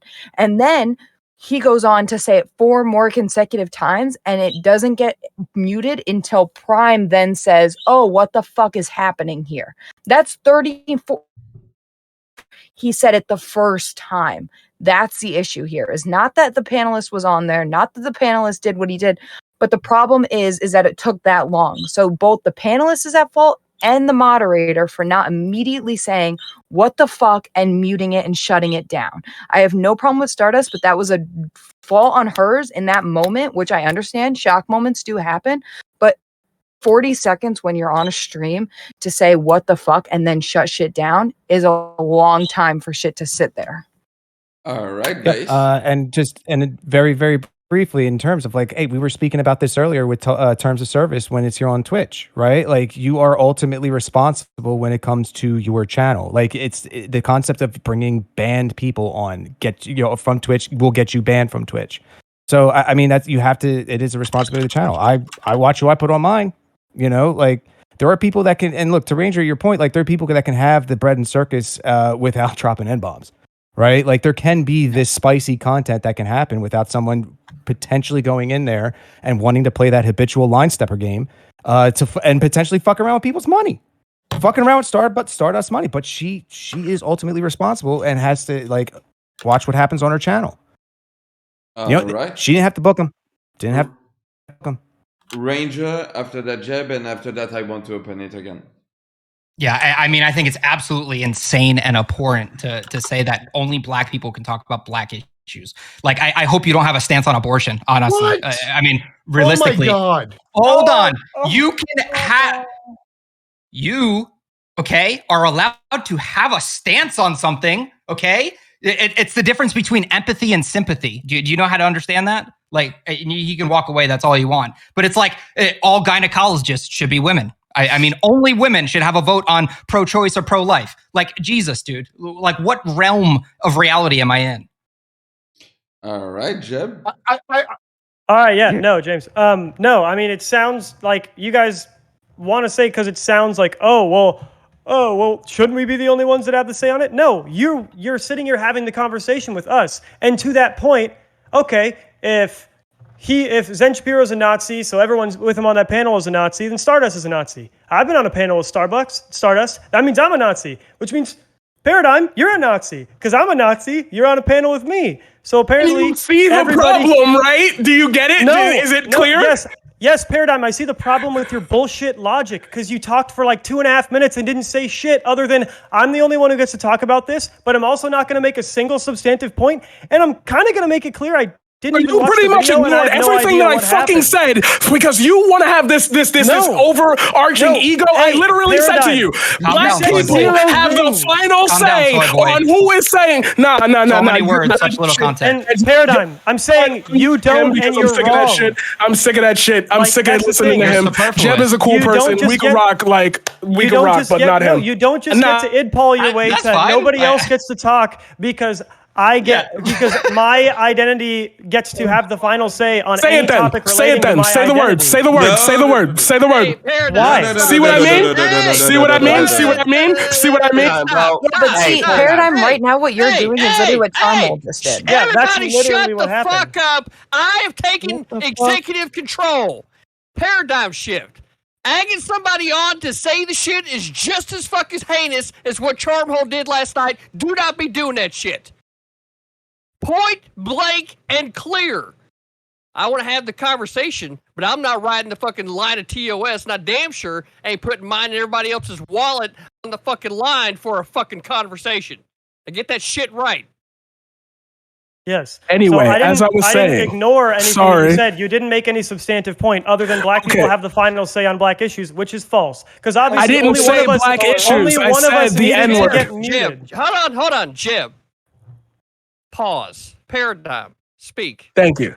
I did not say that black people have the final say on black issues. I said black people should have the final say in this specific conversation on the use of that word and how dangerous it can be to allow people who not only hold that word in contempt, but wait till they get on some type of panel, on some type of discussion to go off because they don't do that on their own streams or else they'd be banned anyway. Same thing with Destiny and the whole thing with the Twitter issue.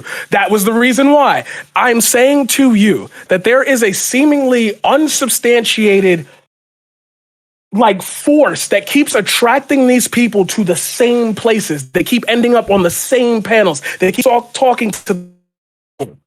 And by association, if we're not doing our active good, both Republicans and liberals, conservatives and radical leftists, if we're not doing our job to stop these people from having that platform where they could go wild, I'm not telling you to say it because I want you to. I'm saying, I know you, Jeb. I know you're a decent person. You wouldn't say it. None of us would. So therefore, this panel is not the exception to the rule. It should be the standard to the rule. And the problem that I have is that we end up talking about these issues and we veer off into, well, is it Stardust's fault? Is it Twitch TOS? It's our fault because for some reason we we welcome these people. And I'm not saying, yes, I understand that people can get under your skin. People can figure out a way to undermine your authority. People can just slide in there. I get that. I understand that. And that's not a problem. That happens. Let the chips fall where they may. And I apologize to anybody who took it in a way where it's like, damn, like, okay. But like, if we won't say it, why are there panels with people who would? And if that's our bar for how low of an entry, what are we gonna do? He's a Nazi, but he's, he says great points. We'll have him on. It's like we don't seem to have a united front with Twitch politics, which returns me back to my first point. What are we doing here? Because we do. That's the thing is she didn't know he was going to drop it. And you're saying these people keep ending up on the same panels. This was the first time anything like that happened on a Stardust panel. And she banned him. And she said, I am banning him. The culture of Twitch is what I'm talking about. I did say that at the beginning of this. I do have to apologize with that. I did say that. The culture. I don't think the culture of Twitch is pro N-words on panels either, dude. I just don't see where these people keep landing in these same spots. That's fine. I'm gonna end right here because I have a good response to him. I'm sorry. I'm just gonna end right here. But in that case, then when black people went on strike for Twitch for the hate raids that we were receiving and we received no support from anybody else, there must have been something missing. There must have been a disconnect between the culture that we perceive and the culture that y'all perceive. And not y'all like white people. I mean y'all as in the people who don't see it. Because I've seen it. I've seen it too many times. I've talked about it every single day for the last 2 Paradigm got a segment for that. Sorry for the plug. But like, that's what I mean, is that the disconnect is coming from the culture in which I view things and the culture in which you view things. And there's never going to be a middle bridge because for some reason, every time I extend that bridge, somebody comes out and we have a new discourse on the new N-word discourse, the new C-word discourse. It's all the same. This discourse is different in the sense that we're literally asking, we know it's wrong. Whose fault is it? There's no side of this that says it was okay. There's only a side of it on who's to blame for the obvious wrong thing. To which I said, because everyone's in agreement, we might as well move forward and actually have a deep dive discussion because I like people and I want it on it, but I made my point first and we ended up here. I don't know, and I feel like Geek and CTV can attest to this. I don't know if people are just not listening to me or if I don't communicate in a way that makes you understand why I feel so passionate about these things. But like, I am yet again the guy that's sitting here trying to explain himself and I'm getting a bunch of, you didn't say anything. While a bunch of other people are saying, I understand what you said. So who's really, what am I missing here? Is it like, am I not saying it in vernacular that's enough? I understand the way the that you're feeling. saying it, exactly. Yes, we understand the feeling 1,000,000%. behind. Yeah, we understand the feeling behind what you're saying. The issue is the lack of substantive points and examples. We've all brought up specific examples for why we do or don't agree with it being her fault, but you didn't. That's why we didn't understand exactly what you were talking about. I'll give you an example. Right now, in the midst of this panel, I've gotten, in the last 10 minutes, I've gotten 3 hate raids with N-word spams, racist shit right in my chat. Right here, right now. You think this is not a toxic white supremacist community in many ways? Fuck off, you're not paying attention. It 100% is. I don't think that because there are people... these hate raids. Yeah, I don't think that because there are people willing to hate raid and say the N-word, that means the whole community is then just full of toxic racism. I think generally the Twitch community is very against the use of slurs, very against hate raiding. They just typically want to see the evidence of the hate raids so they know exactly the context and how to best attack it. Because a lot of times the proposed solutions for hate raids, which is just not allowing raids and shit like that, aren't good. Like they're just not good proposed not good proposed policies to uphold. So we need specific examples. No, there's been bots and programs out there that actually people have worked on coding to try and combat this, but there are things that Twitch can do within its infrastructure, especially with verification, 2FAs and stuff like that, preventing mass signups and whatnot for accounts to do this, like Hotspot, the old Hotspot raids and all that shit, right? And accounts can make it so only verified users can chat, though. Yeah, you can make it now. Yeah, the tools are in there. I had it for the longest time. It was But to the point there's- but people were there- bitching at me in my whisper saying that they couldn't type in my chat because they didn't have their phone verified or their email verified. You had to have at least one or the other because I was tired of, I played GTA online or role play communities and people from in there would get OC mad and they'd come into my chat and be like spiteful little bitches. And I was like, I don't know what your deal is. So you're getting banned right now. And when you learn to talk to me like a normal human being, we can have this discussion. But so I put it that you had to have verification because they were making alt accounts so that I wouldn't know who they were in character. There's absolutely no doubt that there's evil in the world. There are. I'm so incredibly sorry if you've ever been subjected to racism or sexism or Yeah, anything. I'm a female, that has so I get that right. shit. I mean, but this is to just everyone in general. Like we are all on the same side. That it's just bad. It's not like we're hosting these people that are performing these hate raids. I mean, trolls want to get a reaction. Period. Yeah, and the more reaction you give them, the more they keep coming. So if you just ban them and not acknowledge them, then they stop showing up. The more you encourage it, the more you like put a face to it, the more they want to keep coming to you because that's all they want out of it. So like the person who came in when she went, "Oh my God, what the fuck?" That probably made a big scene. So now like I'm sure these people think it's funny who now are all seeing these clips all over the place who are going to probably come to her chat and do some stupid ass shit because they think they're going to continue to get a reaction.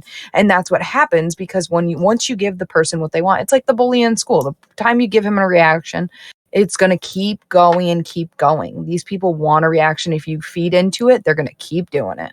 And verified only chat, again, it is in a Twitch infrastructure to stop most hate raids with the verified only chat option and follower only chat. You can even go to sub only chat on moments. The moment you get raided, just make it a habit, sub only chat for 5 minutes just to make sure anybody who's hanging around for anything other than to enjoy the content. Or 10 minutes or 10 minutes to after type. effect. Yeah. You have to be following for 10 minutes. 10 minutes to type is good too. How I think, yeah, dare this you mid- put look- agency on the individual, though? How dare you? Ask somebody to take measures to, to alleviate some of that harassment. People are Can I assholes. ask you can I ask you a question, Todd? Measures. Yes. Can I ask you a question, Todd? This is not a you know we fuck with each other. It's none of that. Yeah, we were good. Do you think that Twitch should then implement these measures automatically? I just don't know how they would be able to. It seems like a logistical issue, right? And it's all in your account, so you can determine that. If you feel like you're getting mass amounts of this, go ahead and do it. That's all English. you have to do. Or if you're English. worried. Sorry, Dango. English. Does English. English follow the English. French rule? English. It works too. Yeah, it He's works. here to steal our artifacts. How do I respond to that? Okay, thank you everyone for joining us tonight. That was a spicy last topic. Thank you very much for taking it seriously. And I enjoyed it. I am here to announce the winners of the first ever Hippy Dippy Recruitment Tag Team Rumble. Now, in fourth place, it was a good effort, but you did come in very late. K Buckoff and Half Baked Takes. Thank you very much. If you want to give yourselves a quick shout out. Start with K. K-Buckoff on Twitch, Twitter, and Instagram. I feel like we gave it all those last two topics. Half-baked takes. I think we were in it. We were fighting. We had that. I think we brought up good takes. But yeah, follow both of us. Half-baked takes. I don't think he streamed, but still follow him. He's an amazing person. All right, thank you very much. All right, next up, third place, Base of PJ and _paradigm_shift. Hey, that's Again, bronze. valiant effort coming in last. Like the bronze. Base, go first. Yes, my name is Base of PJ here. Twitch.tv/Base of PJ is number 4_ String on Twitter. I'm a bit of a variety streamer. I do the Chop Shop Monday through Friday, just a bit of a little call-in show. We riff on news. I'm a musician from Philadelphia, did political activism down in Tampa, and now I'm living in Charleston, South Carolina. I talk about the news where I live. This Tuesday, I'm doing a panel with Alec Gunter on what is masculinity. So you can check it out on my channel, twitch.tv/Base of PJ or twitch.tv/Alec Gunter.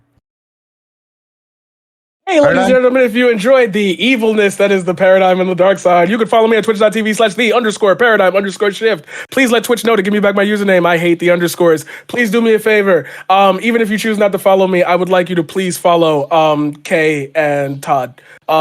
We could disagree on everything, but I love them to death because the way we handle disagreements is fire, and then we end up chapping it up and smoking. I would really like the attention to go to them because they deserve it.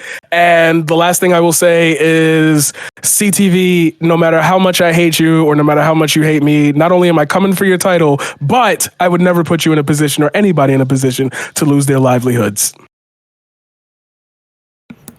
Thank you very much to PJ and Paradigm. Now, this was a very tough decision. These two teams have been in it from the start. They were teams number 1 and 3. And to be honest with you, I had a favorite throughout. But the winners of the Hippy Dippy Recruitment Tag Team Rumble are...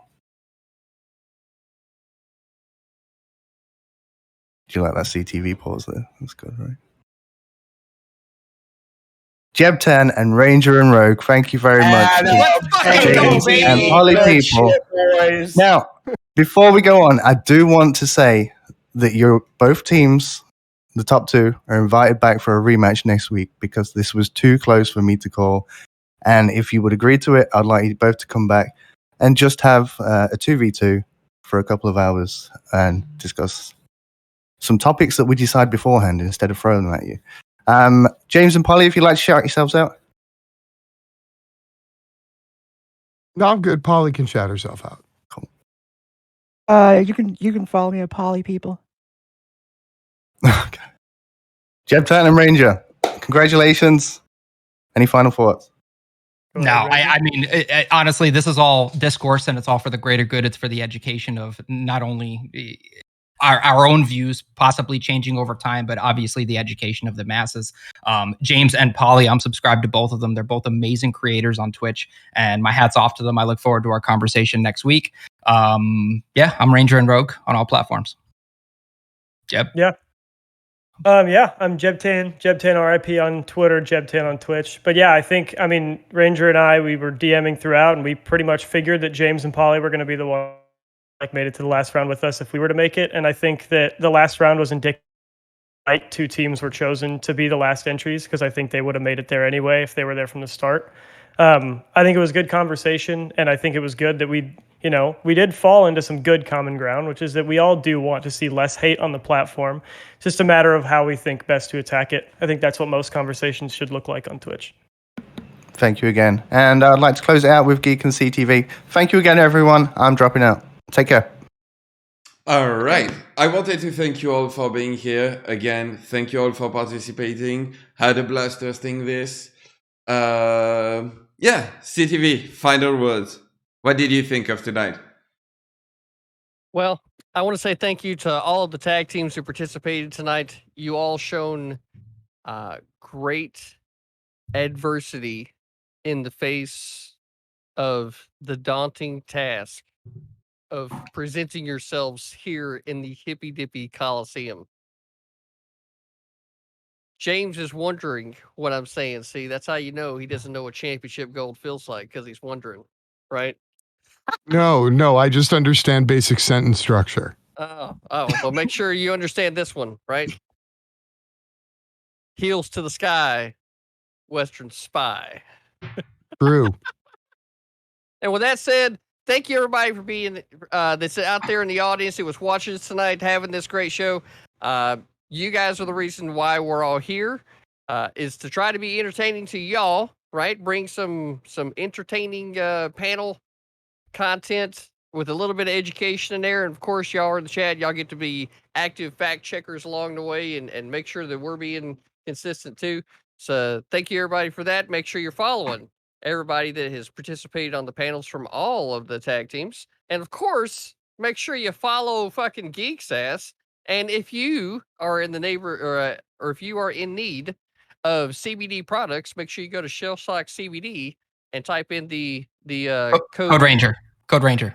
code Danabo for 10% off. Code Ranger is going to actually add to the price. Don't fucking do that, right? So code Danabo, that's the one you want.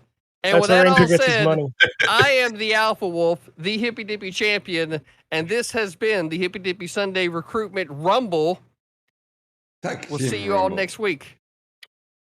But yeah, thank you all for being here. I'm going to who's live and who's going to stay live.